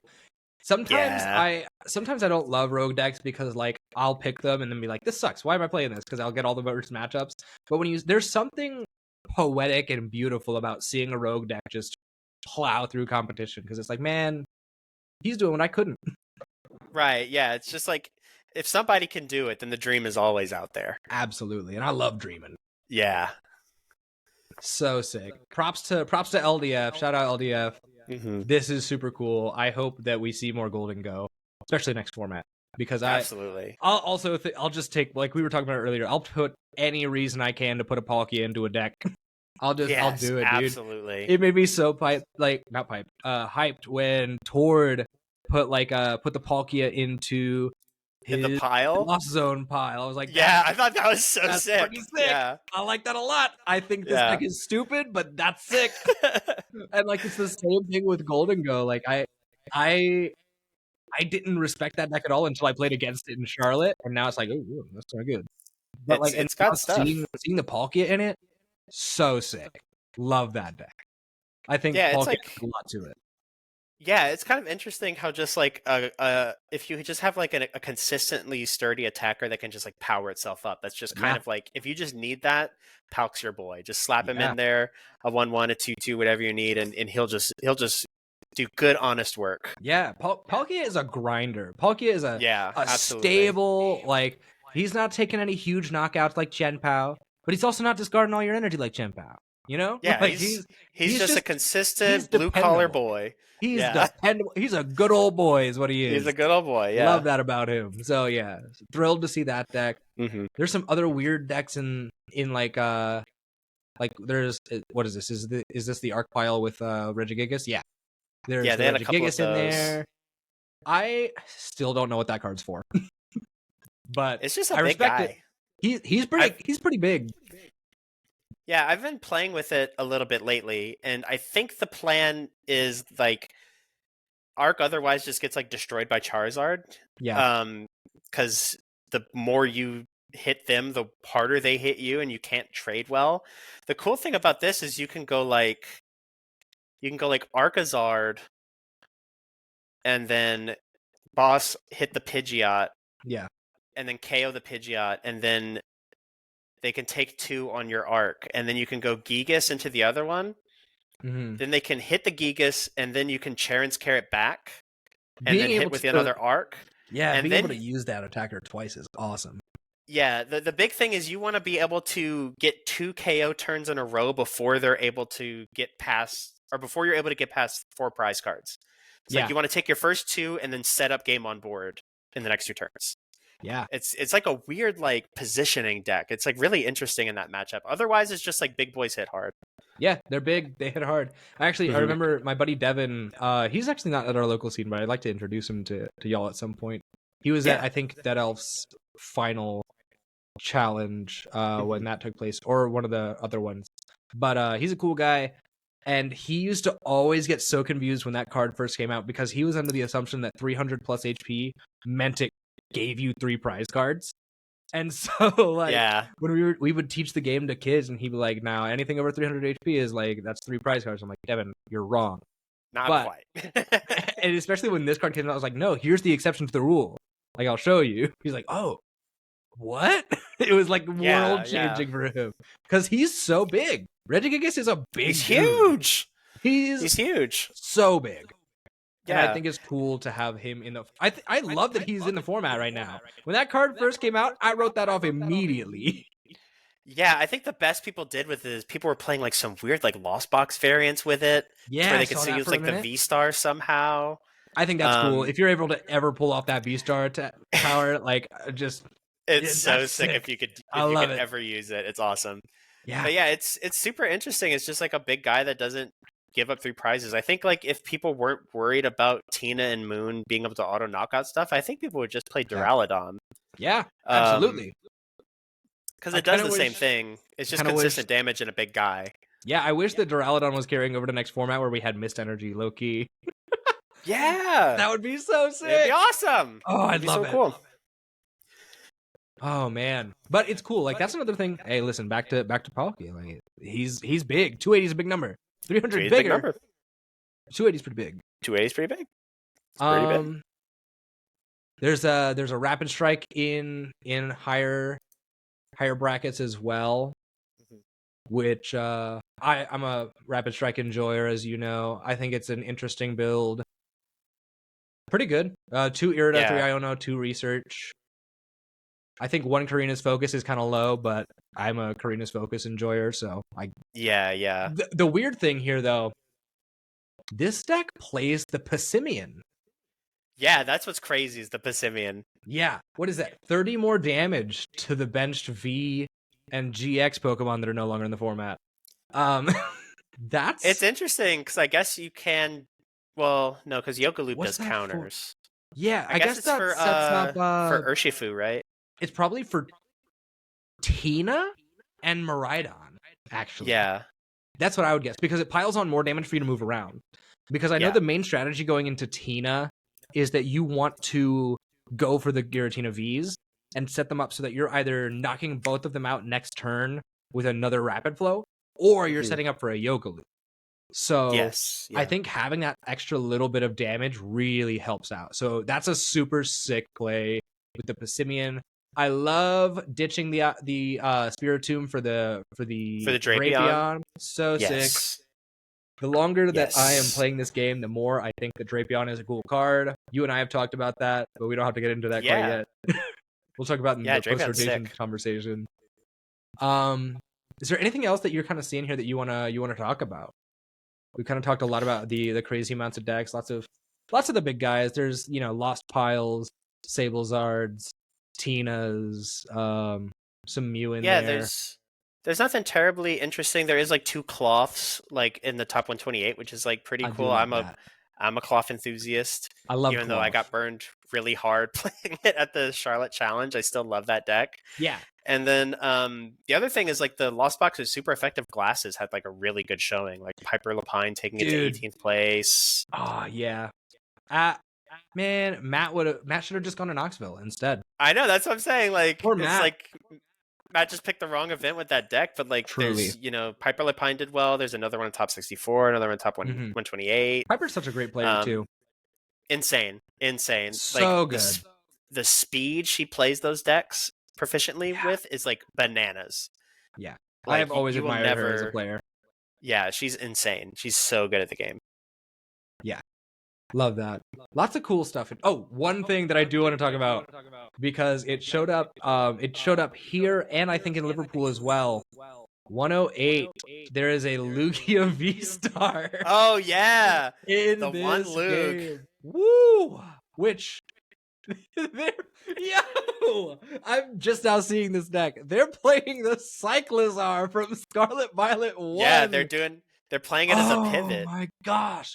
That card is the free so retreat good. Cyclizar. It's underrated. It really is. So it's not like a great card for standard, but let me tell you, clearly it's got legs. and wheels. But it's Yeah. got legs. Like, it's a good card. I love this particular card because it carried me through a build and battle format. Being able to draw cards, retreat for free, dude. Goated. Yeah, I think that's really what you need it for. Is like it just has that handy draw attack, and then it's just like a 1 prize free retreater that you can just utilize. It's so good. And then the 2 Iron Hands, the 2 Luminion, being able to play this package of like having a bunch of different guys where you're able to have basic energy in your deck as well as special energy. Yeah. Is so cool for Lugia. It throws a wrench in your plan sometimes, but I love the idea of being able to have those options. It's so cool to me. Absolutely. And then one thing that like tickles my brain looking at it is like you're so used to like specific like one of situational cards in decks, but like the trainer lineup for this deck is like so streamlined. It's just like 4 of this, 3 of this, 4 of this, 4 of this, 3 of this. Like it's just so. It reminds me of old Archidecks, where it's just like 4 boss, 4 Marnie, 4 research. Yeah, and we're done. 4 That's all the ball, supporters 4 I need. Ultra Ball, 4 path, and you're running it. Like it's like so streamlined. It just like tickles my brain in the right way. And then also like I remember there was like all these debates about whether you play Aroma or Great Ball, and this dude is on both. Yeah, I think you play both. And I love it. It's crazy. It's awesome. Listen, I like gambling as much as the next guy, but sometimes you just want to try to get a card, you know? Absolutely, yeah. Oh, I love the Great Ball in Lugia. I love it's interesting to not see Snorlax in here at all. Yeah, like no I figured Snorlax. if any build would have it, it would be something like this where you can just throw whatever you want on it, but I guess you don't need it, at least not for this tournament. That's really cool to see. Yeah, I think they just really came prepared to be like teched out. Like, yeah, I think they wanted the hands for the Lost Bucks and the Guardy decks. They wanted Drapion for Mew. They wanted Cobalion for Charizard. They wanted like Radzard to up trade into decks like Miraidon or up into decks like Roaring Moon. Pumpkaboo, which is not always an inclusion, but like if you get past, you just need to bump it. Really good. Yeah, like just having a searchable way to bump a stadium is like just bananas. So like, I think they were just like really ready for just like all sorts of weird little situational things. Yeah, I wonder if there was ever a moment, because it's possible in this deck. I wonder if this person ever attacked with Luminion. I think it's like underrated. Like I think it's so underrated. I think you really could get away with like playing like 2 lightning, 1 fire, 1 water. And then just like being able to like cycle your Luminion, like because I remember like that was like really good. Whenever why it was so good in Silver Tempest. Yeah, you could just always get your boy back. And because it's back in the deck, your liability's gone. So now what? And then you just get to use it again. Yeah, and then you get to use it. Go search out your boss. Go grab whatever you need. You know, like and you're just chilling. Love that. It's like you can use it for setup, send it back, use it for disruption, send it back, use it for. It's just like it's such a cool utility piece. And it sends the energy back too. Yeah, awesome card. That's sick. Then it's not in your hand; it's in the deck. Yeah, and you can just chops it all back. Like whatever special energies you put on there, you can just send it right back. Yep. Yeah. Instead of like discarding it or whatever, like you would have to if you Theriot it or something like that. Right, which is super cool. Because you know, like I said a second ago, it also showed up at where was it? Hold on. Oh yeah, I think I top 8 Melbourne, didn't it? Melbourne, yeah. It got 7th place, which is strange. Now, with it being a 500 player tournament, it's very easy to be like, well, there's probably some weirdness going on. For example, like there's a Guardy with Mewtwo in it, but it's always cool to see like those fringe things show up. You know. Every time the Mewtwo V-Union comes out, I'm popping off. I like that card. It's super cool to see happen. Same thing with stuff like Lugia. This Gardevoir deck that I'm talking about also played the Cleffa from Obsidian Flames for Grasping Draw. So yeah, I saw that. Super cool. Like it's cool to see stuff pop up that we're not used to. Just on account of like it being a smaller scene and there just being less going on. Like the fact that Cloth Electrode is 55th place over there is pretty sick. It's so cool. I always think it's like really interesting to look at like results in other regions just because like there is like weird cultural differences with deck building philosophy Absolutely. in different areas. So it is really Yeah. cool to see like results from like Australia or Europe or Singapore or Latin I America or remember- Japan and see all the weird shit they come up with. I remember long before we started being on the Tina train, Japan was like convinced that Dude. Lost Tina was best deck in format. And I was like, Japan. in what universe? And then They were it Tina shows up over here. BDIF since rotation. Dude, yeah, like, they've been Tina pilled, and we're just now getting to it, and they're like, oh, maybe there's something to this. But right. I mean, like, yeah, I love the way that other regions build decks. They kind of had it with Miraidon too. They were like, Miraidon good, and we were just like, no way. And then Miraidon, turns out it was pretty good, right? I love that, being able to look for other regions and being like, oh, they're cooking over there, maybe. Yeah. What are they cooking? It's like even if we don't like agree with like their choices in like cards or deck building, it's like generally like the idea that they come up with is generally like 1-to-1 over. Yeah. Like tends to like come true more often than not. Like even Palkia with Goldingo, like they were the ones that were like, Goldingo needs Palkia. Oh yeah. And we were like, cool, we got it. Thanks, Japan. We're like, thanks for the heads up. We'll try that. We'll try that. We'll use it, and we'll love That's just how you play Goldingo now. You don't use Caesar or Basculegion. You play with Palkia, and it's the best way to do it. I still think Basculegion's sick, but I know it's a bad card. I do too. It's so cool. It's in my GLC deck. I love it. Oh man, awesome stuff. And I guess that kind of leads me into like the next thing I really want to talk about is, what is Japan cooking for next format? And I'm so intrigued as to like what we're gonna end up as a locals group, and as well as kind of like what the general populace of like this side of the pond, and I guess Europe too, but like what the rest of TPCI's domain is going to end up cooking for next format, because there's a lot coming out of Japan right now. And weirdly, the stuff that our group is talking about is nowhere to be seen. Yeah, there's like lots of like interesting like ways that people are kind of going about it. I'm really interested to see like the first Champions League, like their first like big like 3K person tournament, like what does well there. Yeah. But like, so much interesting stuff is coming out. Like, I wasn't expecting the ancient Pokemon box to be as good as it is. Right. Like, I was expecting like future box to be like the big new guy coming in. But the ancient box is actually like kind of bananas over there. It's like running really, really well. And then not only that, but like things that we've considered like irrelevant or somewhat irrelevant are just like spiking, like Arctina and Chenpao and Lugia. And Chenpao topping just because they get like crazy.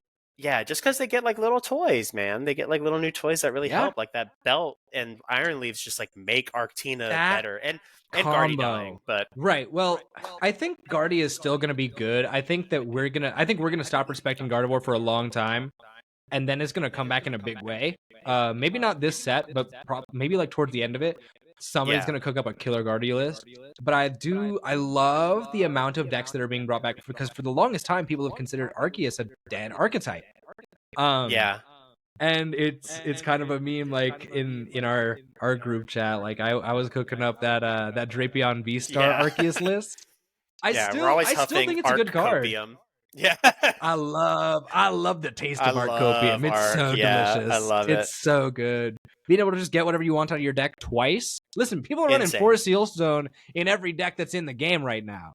Why play the stone when you can just have it on a guy? Yeah. Twice. Okay. For free. Oh yeah, for free. It's free real estate for sure. I love it. But yeah, I think it's cool that Arceus is coming back. I think that A-Spec belt is so sick. And being able to Charon's Garret back into your hand so you can reuse it. Chef's kiss. Love it. It's so good.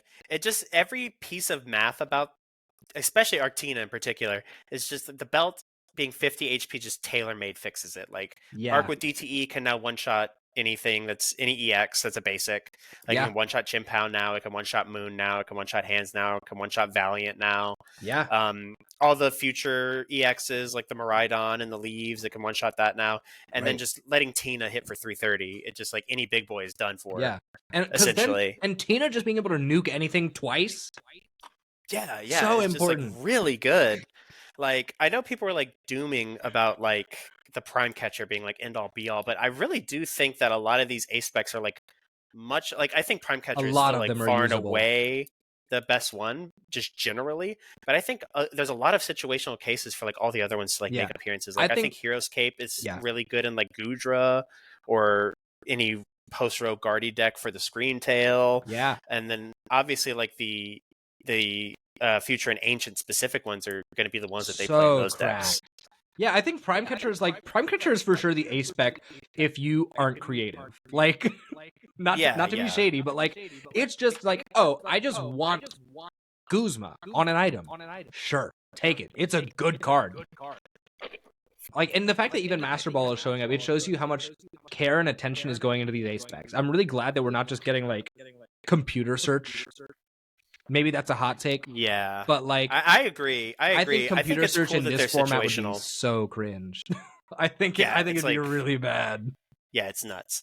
The only thing that I think is a bummer about the A specs is that the Rainbow Energy one is just like just because it's an A spec, it's unplayable. Stinky. If it just wasn't card. If it wasn't an A spec, plenty of decks would play it, but it wouldn't be broken. Lugia would be back. Oh yeah, Lugia would be back in a big way, actually. Actually, that makes sense. They should have waited to print a double rainbow until Lugia rotated, and then give it to us, so that way I could play the really cool Feraligatr deck. Oh yes! That would have been awesome! I want to play it so bad, but it's like without Raihan, it's like, man, how am I going to do it? We'll get something back. Hold on. Does Feraligatr play, is it double water, or is it water? It's dual water. Dang it! It's dual like, you water, could try, you could use Mela. It's not very good, but you could. Mela if it was colorless, but like, man, you can't even do that. That's so sad. I do like that little Feraligatr deck. It looks cool. It's a cool card, man. I think that's going to be good in GLC too. That's going to be a really interesting 100%. water inclusion. It's like the first good Feraligatr card we've had in years. Yeah, since like whatever the first Gold and Silver set was. Or not Neo Genesis. Something like it. Maybe HS Triumphant. I don't know. Yeah, but one of those sets. Dude. So sick. Love that. Love that Feraligatr card exists. Love Feraligatr as a Pokemon. This next format's going to go crazy. I for one, I'm still on the Future Copium. I think that there's a slim chance that maybe other regions, or like Japan's not trying like the Future cards yet. Just because there's no, I'm crazy, but I'm seeing lines in those Future decks where it's like, this seems broken. How are you not seeing this? I think it's really interesting. I think it's going to be one of those decks kind of like Miraidon or Chin-Pao where people don't figure it out for like a couple tournaments. Yeah. I think it has like weird inherent flaws in that like it just doesn't have like onboard draw. Right. But like it has like really great potential because it has like a really good suite of attackers to go with that damage buff. So many. What I really think is going to push it over the edge is I think in the next set or two we're going to get like at least one like really good Future supporter. Because I'm praying on that Rapid Strike Search Artillery equivalent, dude. Yeah, like something like that, like just some Future supporter that's good, because I think like being able to uptrade with the single prize or Iron Valiant that does like 200 if you use a Future supporter. I love Baby Valiant. Love it. Yeah, it's really good, and we just can't utilize it because it's like you don't want to Turo up your guys that you're constantly accelerating energy to. Right. So that you can't use that. And then Cryptomaniac is, I guess, kind of cool, but I think it's like very limited in its use because you're using your supporter to grab 2 cards. Right. And it's like, how useful are those singular 2 cards going to be every turn? It would be great if those 2 cards could be counter catchers. Right. Yeah. Which, it's like, but they can't. Yeah. I think it just has to just be cooked a little bit more. Yeah. Needs a little more time in the oven. That's okay. I think so. I'm kind of thinking, and I need to talk to my buddy about this. He's another Rapid Strike aficionado who I met at Charlotte, who beat me in the mirror. He's like, I'm gonna let you in on a secret. Me and some other guys are cooking up a spread deck for next format using Meowscarada. And I'm like, I'm in. Tell me about it as soon as you know. But I'm looking at these Future cards, and I'm like, there's a world where Iron Crown and Iron Jugulus sweep with Devolution. I've I've actually seen people talk about this. Yeah, like you can use it as like because a spread tool because you can go through like Manaphy and stuff it with goes the through crown. Manaphy and Yeah, Jirachi, weirdly. Yeah. which is incredible. And then Jugulus just does 50 more damage. So now instead of having to do 3 attacks or like a bunch of pings with Iron Valiant, you're able to first attack with the Iron Crown and then ping everything again with Iron Jugulus, Devo, and board wipe. Yeah, that's kind of bananas. That seems really good when you think about how there's a one prizer in that equation. Yeah, that's actually kind of gas because also it does equate damage. So like it does get the crown boost, right? Yeah, it does. It's like I think it's to the active. Let me make sure. But I'm pretty sure that it is, and you can put the 50 onto the active as well. Yeah, it could be on the active. 20 to the active, but Iron Jugulus can do it to any 3 Pokemon that have damage on them already. Yeah. Use that with Radiant Alakazam, you're cooking. Yeah. It's like you can kind of like set up your KOs too in a really interesting way. I think that's gonna come out to be really, really potent. Yeah, because there's so many different ways you can build that deck. A lot of people are really into the Baby Miraidon and the Baby Valiant and lots of stuff like that. I think that rather than trying to make it as like a toolbox that is all encompassing, I think if we split it similar to like how Single Strike and Rapid Strike were a thing, split it, make a spread variant, and then make like a all-encompassing toolbox type of deck. I think it's gonna be really, really good. Yeah, I think it's gonna kind of be where it goes. Like I think like it's gonna be like, I guess it'll be like future box and future spread or something like that. It'll be like Miraidon Jugulus versus like Miraidon Hands or Miraidon Leaves or Miraidon Crown, I guess is what it would be. And you can still fit in like a one of Iron Hands if you need to, which would go crazy. I talked to the group chat. I want nothing more than to see the play where it's like the future ace spec, the Iron Leaves to put it in the active, and then like the Thornton to get that baby put in from the discard. Thornton might be crazy in that deck, actually. Thornton into Iron Hands with the Iron Leaves is gonna go so nuts. You just get all your energy on him. Oh yeah, listen, I've been cooking up the future decks, man. Dude. Any excuse to play Thornton, I'll take. I love that card. Thornton. Thornton's my homie. It's so cool. Yeah, it's such a cool card. I remember the Reggie Thornton deck was sick in Silver Tempest. Yeah. So like anything with that, like I love it. I eat it up all day. So sick. So I don't know. But let's talk about some of these other like the real decks that are actually like showing results. There's a lot. These ancient boxes seem really, really good. Yeah, they're really interesting. Which is crazy because they're self-mill decks. Let's talk about that. Yeah, I think it is like very interesting how that works, but it's also like what's really interesting about it, and I didn't even think about this until today, is that you really want to be playing something like what is it, Earthen Vessel? Yeah. Which is an ancient card.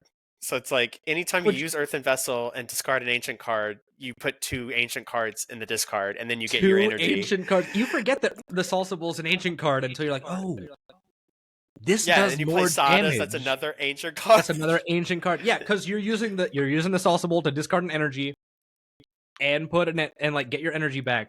Get another energy, like use a Sada to get another ancient card in the discard pile. Or if you're discarding an ancient card with the Earthen Vessel, you're getting like you're now 3 different energy, like you're 3 ancient cards in the discard pile now. And who is it? The Koraidon? How many is that per ancient card? Like 60? I think it's 30 per. So you're like hitting for like a pretty decent 180. That's still 90 for free in 1 turn. Yeah, that's like not bad at all. No. And then like the Moon in the late game can kind of like clean up a lot of the time. I forget that Moon's an ancient card. And it's in there. Yeah.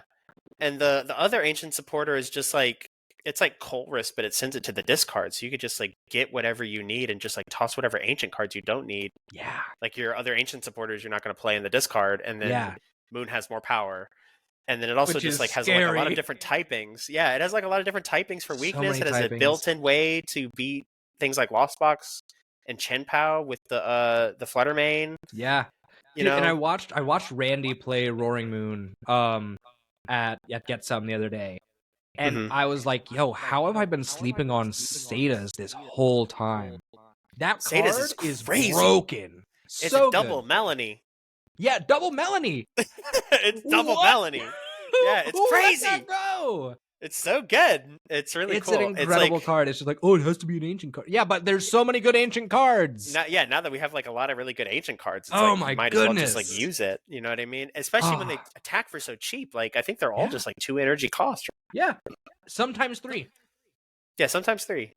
Sue me. So it's just like it's really interesting, like the routes it can take. Well, and then you've also got like you can clearly see that they're going for like they want the ancient decks to go to be like you're balancing on a tightrope, because also you think about it, the iron not iron, the freaking the Great Tusk that mills your own deck.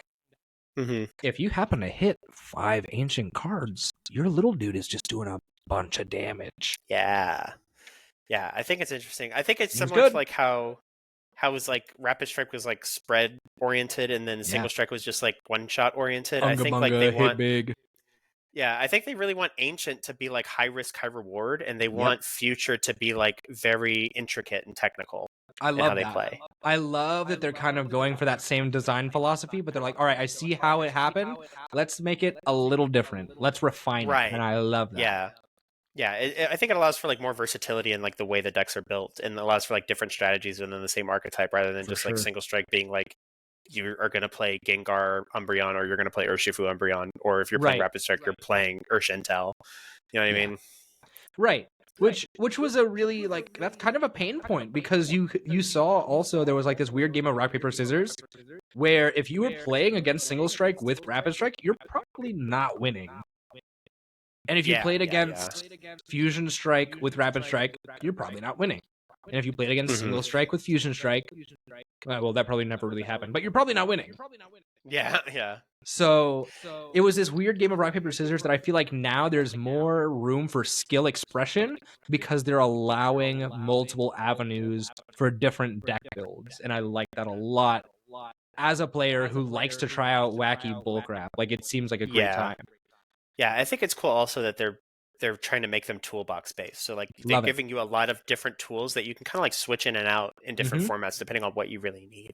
And we still haven't even seen all the cards. I'm sure there's a universe where we get an Iron Thorns EX in a future set. Oh yeah, easily. Or like a Fluttermane. A Fluttermane EX. Yeah, we still haven't gotten a Fluttermane EX. Yeah. And like there's still a handful of like other cards too that we just haven't gotten yet. Like Iron Moth got snubbed. Slitherwing snubbed. Yes, for sure. Volcarona's got snubbed. They haven't gotten. They have gotten no EXs yet. Yeah, or even like I imagine there's probably like if we get an Iron Bundle EX, that's gonna go crazy. Iron Bundle, the baby one is already really good. I've been seeing a lot of lists play it just because they don't have rope, so they just need a way to push something out the active. Yeah, well, when you're playing, especially because now that rope is gone, there's a lot of decks that are opting to go for like a wall off your opponent type of deal. Yeah. And you see that in some of the Arceus archetypes. You see that in Charizard just being Charizard. Yeah. And so as a result of that, you need something that doesn't burn your supporter for turn, but gives you the opportunity to get that guy out of the active. And we saw this coming when they were printing the Mabostive in Paldea Evolved. Yeah. The one that does the same effect. There's been a lot of like switch your opponent out. Who was it? Was it Rhyme, or was it another supporter that's like flip a coin? Rhyme, or no, I think it was like Rhyme. I think Rhyme was Bundle's ability, but on a draw 3, and I think like Chantal was like flip a coin. If heads, it's boss. If it's and if tails, it's switch. Yeah. So it's cool to see that design philosophy brought to fruition now that we're actually seeing why they were printed. Because now we're in a format where there's so many big guys to get through, or if they're not big, they're like really hard to get through. Like I've also seen a lot of Arceus, Alolan, Vulpix come through in the next format because there's so many ability-based attackers. Yes, especially with Mist Energy. Dude, Gudra Vulpix is going to go so crazy. Vulpix is crazy. Like I'm really excited to try that out. I already ordered my Gudra. Yeah, big tank boys, like just going nuts. Yeah, so I'm really excited to see where this format goes. If you had an opportunity to watch last week on the solo episode, I ranted for like a long time because there's one card that I don't love that it exists in this format that we're about to go into. I'm glad that it exists, but I also hate that it has to exist. And I've talked about this a lot, but I want to hear your thoughts about it too. The Iron Leaves EX exists for Charizard. And we've seen for a while now that the Pokemon Company International is very comfortable printing cards that are just like hey, this is for this deck that's been problematic lately. And what I fear is that kind of promotes this volatile metagame where a deck could be really good one tournament, but then like as soon as the next set comes out, there's now like an immediate trump card for it that just says, hey, that deck's now bad because every deck is going to play this counter for it. Then it becomes financially really difficult for players because they don't know what deck they're going to build, because as soon as they get their pieces in from TCG Player, like that deck is now unplayable. So what are your thoughts on that? Like when the Pokemon Company just prints a deck and then it's like, oh crap, that was way too powerful, we got to print a counter. Yeah, I think it's interesting. I think what really is going on for them is like they saw that they printed 4 of them for Mew, and like none of them worked. Yeah, they were like, hold up, we got to roll this back. Let's print Path to the Peak so they can't use Genesect. And then Mew players were like, oh, we're just gonna play Path to the Peak. And they're like, oh, okay. How about we print this Mightyena that hits VMAXs for free? And one shot a Mew. And they're just like, okay, well, we're just gonna play this Ice Cube, so we snipe your Poochyena instead. And they're like, oh, okay, gotcha. How about we print this Drapion that like hits things for free? And they're just like, oh, remember, we're playing Path now. We just shut that off. And they're just like, oh, right. Oh, okay. Maybe. What if we print this Spiritomb that just shuts off the Genesect? And they're just like, do you remember the last line of text of Future Strike Energy? And they're just like, oh. So it's like, we really messed that up. Yeah, it's like, I don't know. I think like a lot of it is like they have to like really tread a careful line to where they make it make a dent in the viability of a deck without like really destroying it. Like they have to make these cards like very, very specific. Yeah. So they don't like bleed into other decks. Like Jirachi only working on the bench and only from basics is like a very targeted thing for like Sableye. That's not stopping Cofagrigus EX. Not that I was playing that, but like, if they made it more generic, then that would make it like, if they made it like all damage counters, then it would make things like Rapid Strike way worse. If they made it like just from damage of any type of Pokemon, it would make things like Serena EX, which is not really playable, but if it ever was, it would make it completely unplayable. Right. It's just like they have to like make it targeted, but not make it too targeted. And I think Leaves is kind of treading that line in that it's like it's kind of like a one card answer to Charizard if you're able to fit the grass energies in. Right.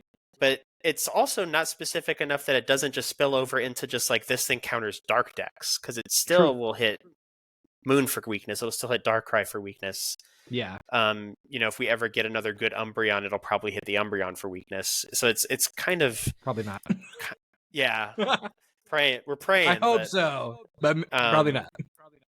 Yeah, unrelated. My TPC or my TPC card design wish list is that they do like an Evolutions EX style deck like they did in 2006. Yeah, I would like go nuts for that deck. But that'd be so sick. Yeah, Leaves is a very interesting case in that it's just like it's not really a thing to counter Charizard; it's a thing to just counter dark decks. And I think they're overstating that because like dark decks were so good because Mew was so good, and now Mew's gone. So I really don't know. Like, I think it all kind of is a result mostly of Mew, because when you have a deck that's in the World Championships 2 years in a row and is getting World Championship decks printed 2 years in a row, like they're probably having some like PTSD from that deck, and I get it. I definitely don't envy TPC. Or just the Pokemon Company for having to kind of go about this game balance, or I guess it's Game Freak that has to make the game balance. But I don't know. It sits with me kind of funny just because it's like you put it down and then it's ready to go. but I can see why they would print something like that. I just hope that it doesn't become such a problem in the future as well. You know what I mean? Right. Yeah, I just don't want the metagame to be super volatile.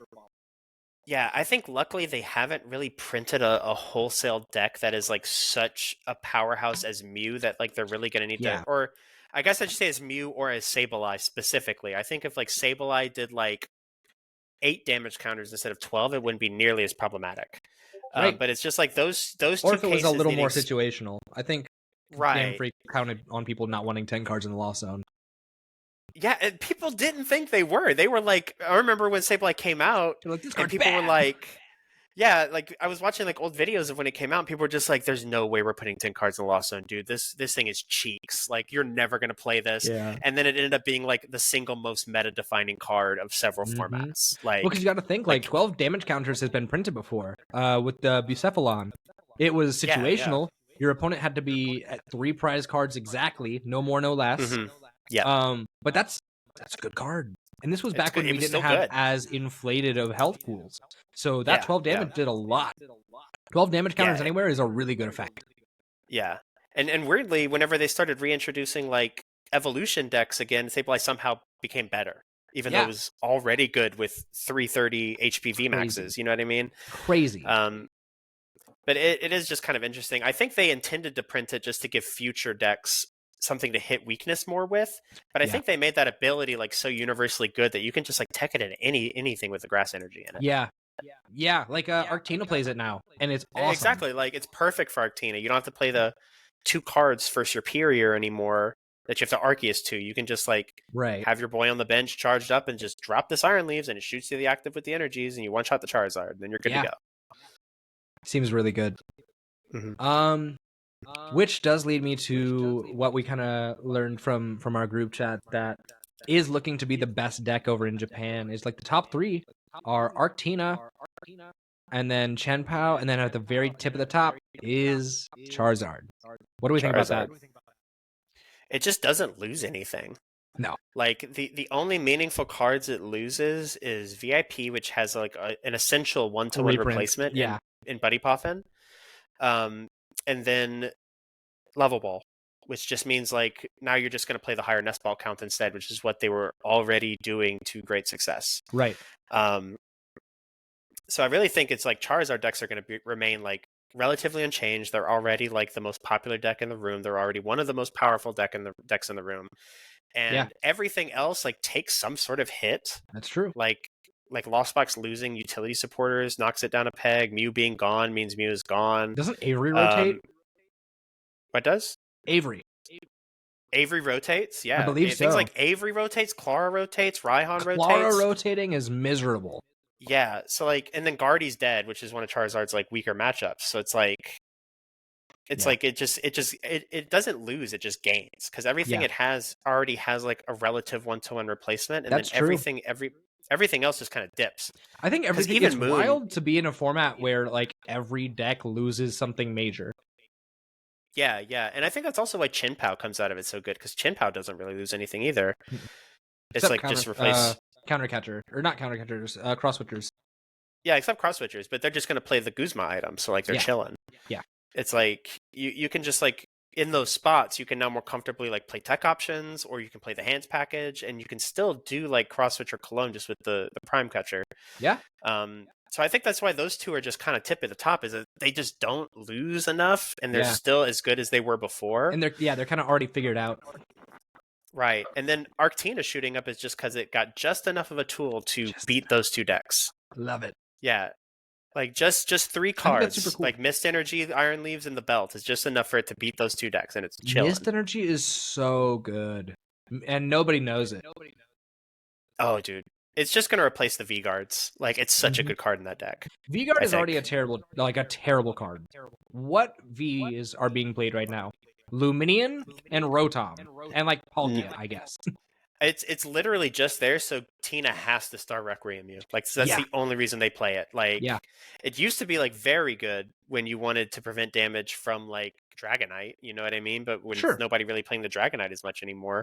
Not like nobody's playing Duraludon, nobody's playing Duraludon had Shred. Nobody's playing like these really big Vs. Nobody's playing like Darkrai V-Star. Nobody's playing all these old Vs. There's no more Metal type Zacian V. Well, there is, but it's different and bad. Yeah, it's interesting. I think, I don't know.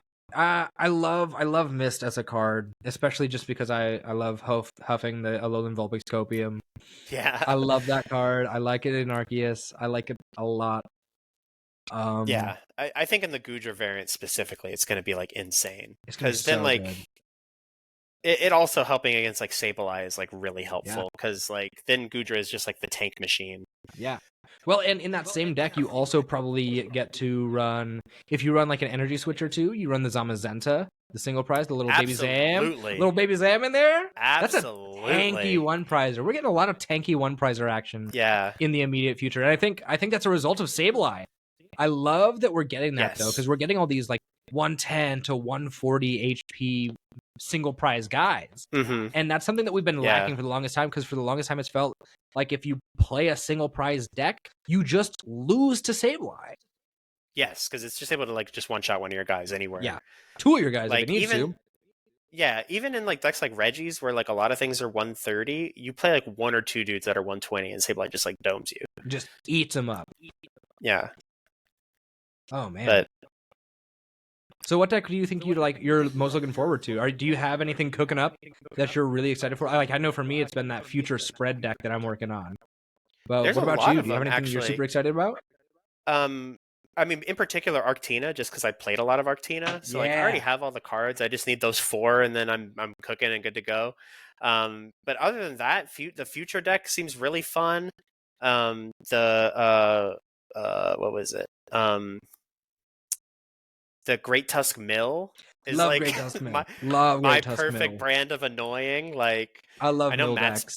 I know little Matt's been talking about playing it, and then Sky like gets disgusted every time he brings it up because he's like, "Man, I don't want to play you guys if you're playing Mill." I want little Matt to get a win so bad.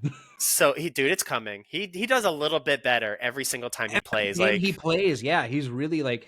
If we keep tough love on him, he's gonna become. Dude, he's gonna be the Tortorella of his time, bro. It's gonna be awesome. Absolutely, yeah. And he's figuring like himself out on like what decks he likes to play. Like him learning that he prefers like aggressive strategies after trying all sorts of different stuff. I think was like a huge breakthrough for him. Oh, if he tried Miraidon, he'd love it. He would go nuts. Yeah, he would just go ape shit. He's a Darkrai player at heart. I know that Peony. Type. If he played Peony Miraidon, he would go. It would be shit. over. He would go crazy. He would cry when rotation hits. Actually, for real. Yeah, he'd be bummed. Oh man. But yeah, and also the new supporter Salvatore. That's like a Evo Soda on a supporter. It's like, dude, I want to play Bennett, dude. I want to item lock people. So bad. I just want to item lock people. I'm gonna play it with the Brute Bonnet and the new Verbank City Gym, and I'm just gonna like. Ooh. Little Radiant Sneasler action in there. And Sneasler, I'm just going to get disgusting, dude. Oh, yeah. Throwing the Clodsire EX just for... Well, I guess you got the Brute Bonnet. You don't need it. But it'd be cool to play the Clodsire. It'd be cool, though. Yeah, it'd be sick. If Clodsire might actually be... I don't know. It could be better than Brute Bonnet, isn't it? Hold up. I'm cooking. Wait a second. I don't remember. I know, like, the condition is different. So, like, the interesting thing about Brute Bonnet is that you can just, like, vacuum away the tool and then it can't poison anymore. Which I guess is the same for Clodsire too, because it needs a stadium. But I'm sure I think it's any stadium. I don't think it's just your stadium. Turn, if a stadium is in play, you make your opponent's active Pokemon poisoned. Yeah, see that could be good because if your opponent is playing stadiums, 200 damage. Yeah, that's not bad. Like maybe Bennett Clodsire is the move over. It's also a stage 1 over a basic, but I don't know. I'd have to try both. I would love to try both. I think it's cool to think about because. This isn't a gate-kept strategy anymore. There's a world where it's possible. Right, yeah, just off the rip. Like I even think like this could be one of those decks where you just play like 2 Lumineon, 4 Ultra Ball just so you can like get your boy turn 1 no matter what and just like go to town. Absolutely. You probably play the Ultra Ball, the 2 Lumineon, and a couple Pokegear because you need that dude. Yes. Yeah, you need that dude.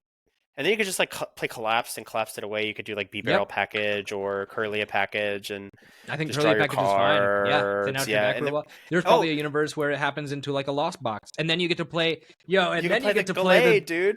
You can play the Gallade if you run the Curlia package, or you can run the Puppet Offering Banette if you go for the Lost Zone package. That's true. That's true. Yeah, there's all sorts of different things you could do with that are like really sick. I think that's going to be such a cool deck, and it's so underrated right now. I love that idea a lot. I love Banette EX.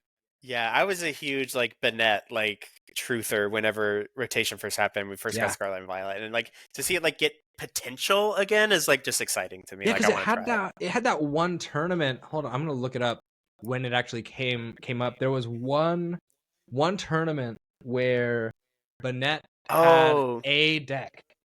Yeah, I think it was like a Banette Gardevoir situation. It was in like a European tournament. I think maybe it was Stuttgart.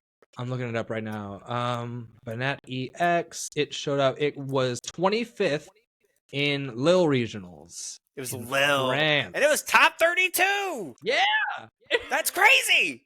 It's 4 Shuffit, 3 Banette EX, 1 Lost Origin. It was the Curlia engine with the Gardevoir EX.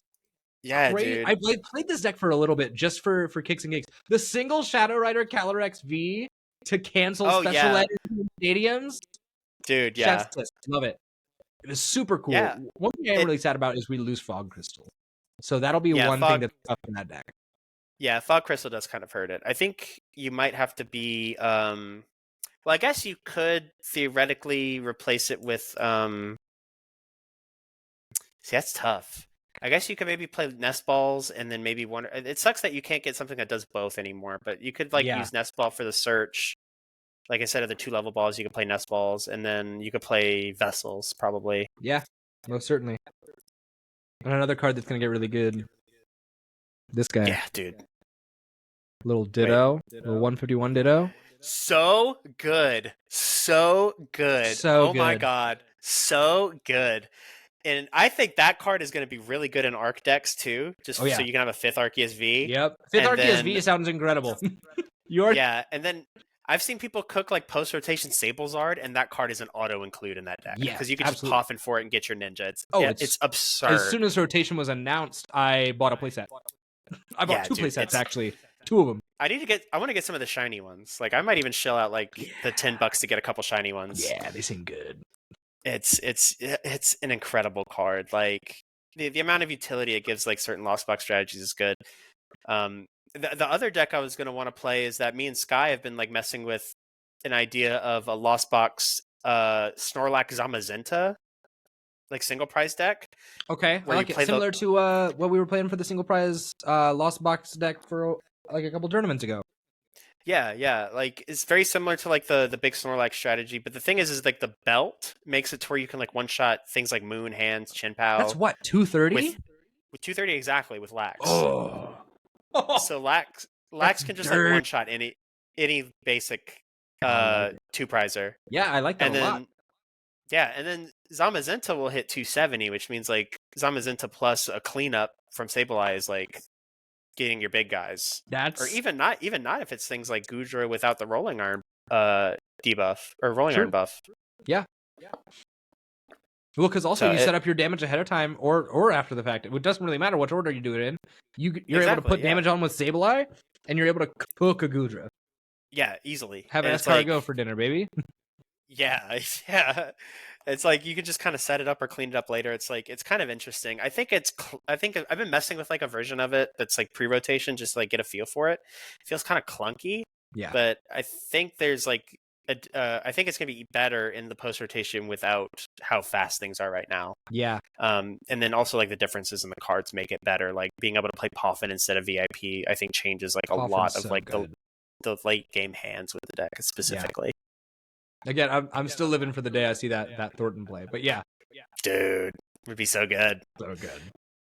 Wow. Yeah. No, next format's going to be incredible. There's going to be so much because for the first time in a while, we're going to actually have to cook up some new decks.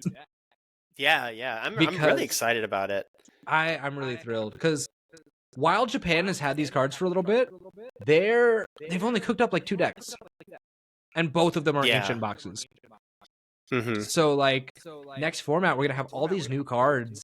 There's cards that we probably haven't even read twice that are gonna show up in like a meta deck, and we're like, what the hell does that do? Yeah, it always is. Yeah, I'm so excited to see how that happens. Like, I imagine the first regional that we see these decks in is going to go absolutely crazy, because like there's no way we have less than like 12 different decks in like top 8 is going to be 8 different decks on the like the first regional or two of these formats. Yeah, it very well might, if it's not like maybe like repeat Charizards or something, but like sure, or like an Arctina. I think people are going to be like so prepared for it that like there's going to be all sorts of different interesting results. I mean, it's going to be as interesting as like EUIC was last year with the first post rotation regional. Like people weren't expecting Miraidon to top 8, and it did. And you know, Guardy took all sorts of different placements and stuff like that. I think it's going to be like really interesting to see how everything goes. Yeah, I'm really thrilled about rotation.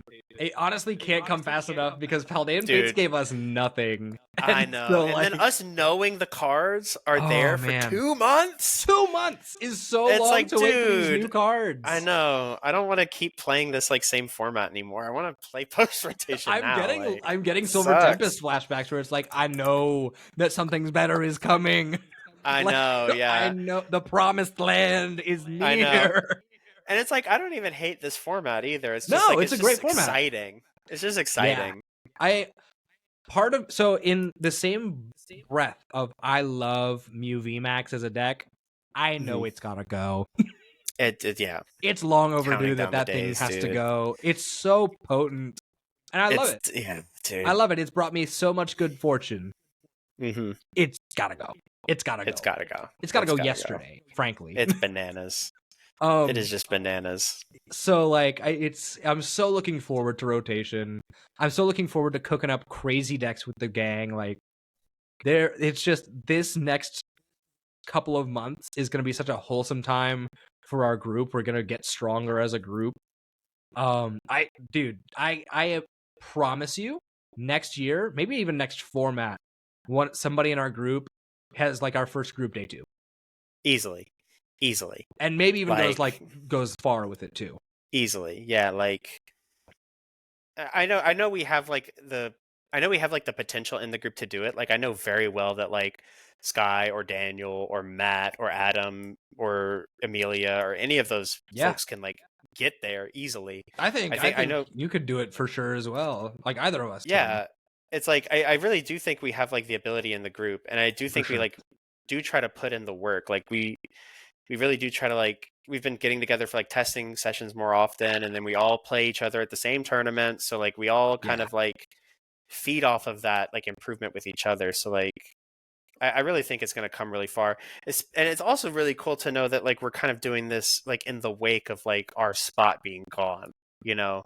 Like we all used to just go to the same spot. Now we're just like the homies now. It's awesome. I love it. I adore it because so fun fact about me, I don't know if I was able to ever get you in, but and this is a little embarrassing. When Dead Elf was going under, I built another Discord server and I gave it this cheesy ass name. I called it the Queen City Overquill. And I don't know if I got you in there or not. I'm in there, yeah. And it was supposed to be just like, hey, this is the testing group now that Dead Elf is gone, that we're gonna get together, we're gonna test, we're gonna play games. And now Big Adam's like greater Charlotte area Discord has just become what I wanted Queen City Overquill to be. And I love that. Because Adam's also we just claimed it. Fun fact about Adam, the guy who runs the greater Charlotte area Discord, he's a bit of an old head, but he also has rolled deep with big names in the game. Yes, yeah. He is very good at the game. He's a little out of his element because it's been such a different format for so long. It's very different than the game that he was really, really good at for a long time. Yeah. But like, he's still like, he's an incredible player to have in our corner. And everybody in this Discord is just killing it. And I'm so thrilled to see the Dead Elf crew kind of like bringing life to the server, because I was in this server for a long time before Dead Elf went under. Never saw any messages until the Dead Elf crew showed up.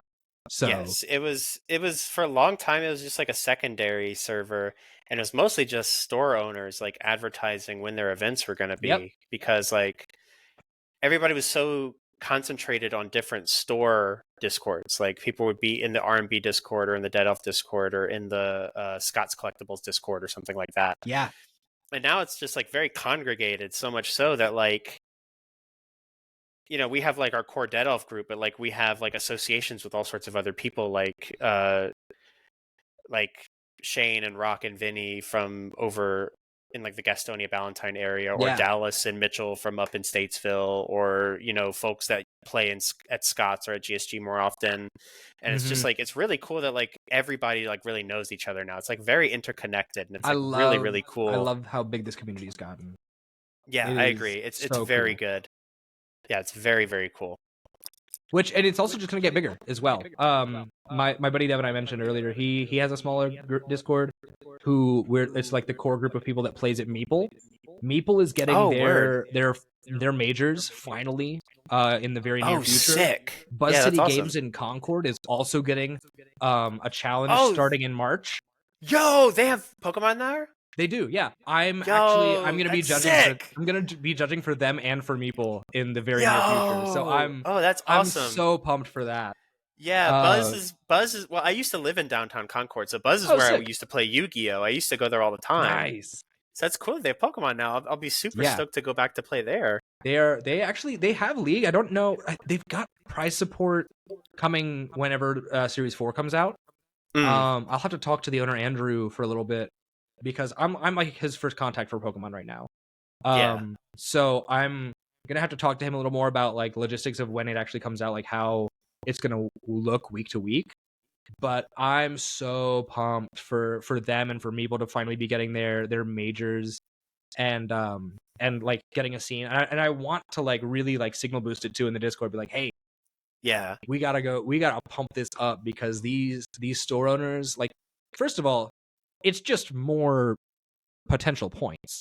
That's a big deal. Yes, yeah. And then on top of that, being able to be like, hey, this is another spot that this works really well for me. Or we're driving revenue to a store that gives them, hey, I know I need to make a bigger allocation of resources for this game because it's bringing in players that want to play. And when there's a big scene for something, it invites more people in. Absolutely. I also think like them filling in spots on days of the week that aren't being fulfilled by other stores. Like, right. I remember for a long time, like nobody was doing anything on Mondays. Yeah. And now Meeple does Mondays. Meeple does Mondays. It gives potential for people to just like have another chance to play if they can't play on weekends, or if days like Thursday at Spandex doesn't work for you anymore, or if you live closer to Concord Mills, you just have a local place to play that's easier for you. It's just like, it's just better for the community to have like more options to play. Yeah, absolutely. The more Pokemon gets played, like the better for the community. As long as more people are playing the game, more people are playing the game, and that's good. Yeah, and with how huge the game is right now anyway, there always is gonna be people trying to play. So like, I think it really pays off. Like, so much so that Meeple is like, we're not going to serve alcohol on Mondays, which is like crazy for them. And every major day. So because challenges and cups can only really be done on weekends as per TPCI, they're like, we'll shut down alcohol sales on a weekend day. I know, Pokemon. They're just, they're just going to make that money with the people that show up, especially for like, and they have a huge play space. So like, huge. Their potential for like cups is like untapped. Like, they're not gonna have to limit it, because they've got Warhammer space stores right there. They much like easily they have Warhammer space. I know because I've seen the Warhammer place. It's wild. Yes. And like, so if you have that much space, you can put on Pokemon in spades easily. And they have huge Magic tournaments over there all the time. So like constantly. I feel like they could easily just do like 80-person cups, 100-person cups if they have the space. Like, and it's also it's a great location, weirdly enough, and like you get some pretty big names. It's very centralized. So centralized. For instance, like I think I told this. I don't remember when I said this, but I feel like I put it in a video recently. I ran into Juancho, the caster.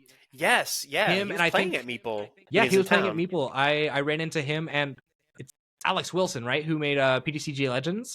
Yes, yeah. They were playing Retro on the Monday that I happened to go to Meeple for Pokemon. So sick. Yeah. So sick. It's so sick. And I'm like I talked to them for a little bit. I was like, yeah, this is kind of sick. These guys are at like my LGS. What's going on here? Yeah, like, dude. Yeah, it's cool. He was like looking for spots. I remember he was like asking on Twitter, like, yeah, him and Randy where went do you back and play forth in for a little Charlotte? Yeah. So it's like really cool that he was able to find a place to play. bit. Yeah. And it shows you that like when these places are on the map for big names, like, and when there's all of this pointing towards just this huge renaissance of Pokemon in the Charlotte area, like that's huge news. And for anybody who's watching who's not in the Charlotte area right now, sorry, this is just super exciting for us. This has been a city where I haven't been able to see very much growth for this game in a long time.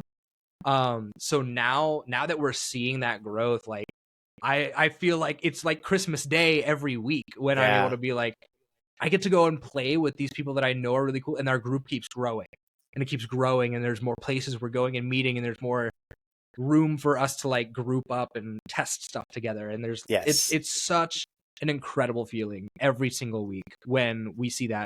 When there's like, even when it's just like I'm looking at the new arrivals page in the Discord, and it's like, oh, there's like 3 more people since last week. Like that's crazy.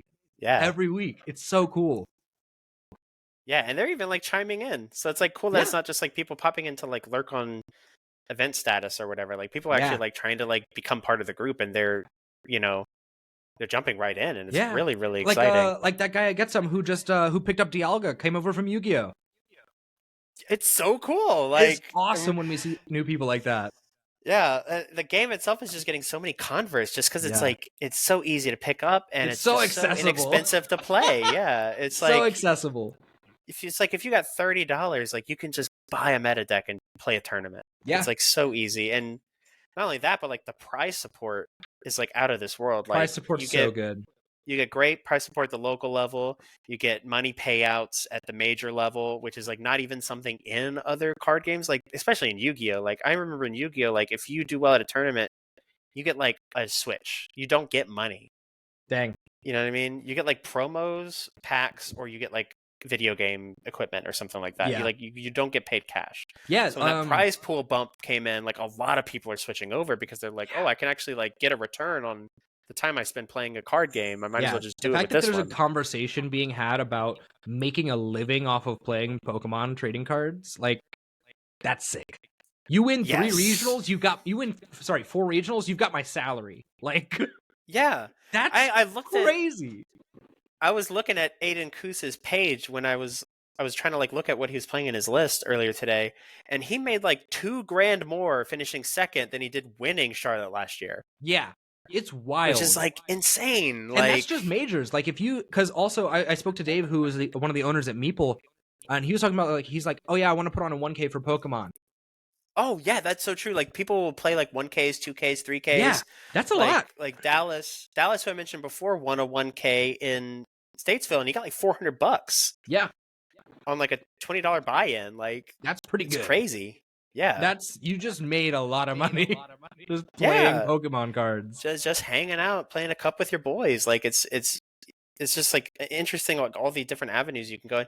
And even then, like even with just prize packs, it's like those things are worth money. Like if you pull that Charizard, you get $160 on TCG Player.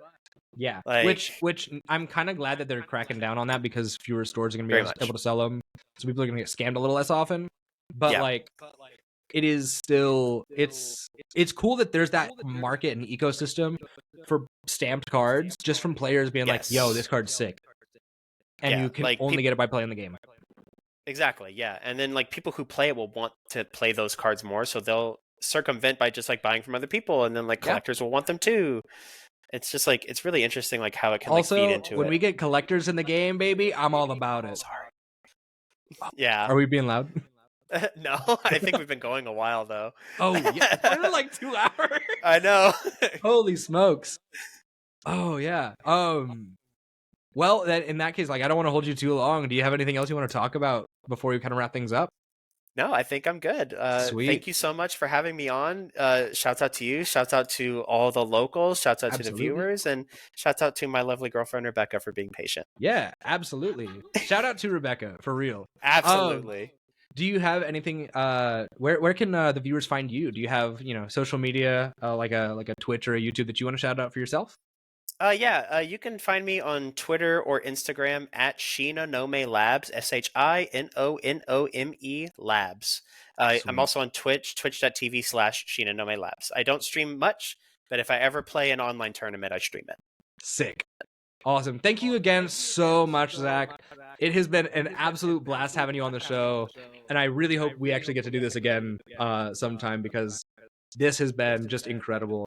Your insight is awesome. I love being able to chat about cards, talk, and just geek out about our locals, and have such a good time doing it. Yeah. Thank you again. So, but yeah, thank you so much. No problem, man. So that's all for us. Thank you for watching. If you're watching on YouTube, like, comment, subscribe. If you're on Spotify, when I inevitably get this up on Spotify, probably in like 3 months, leave a rating, all that good stuff. But thank you so much. That is all from us. Peace out. We'll see you next time.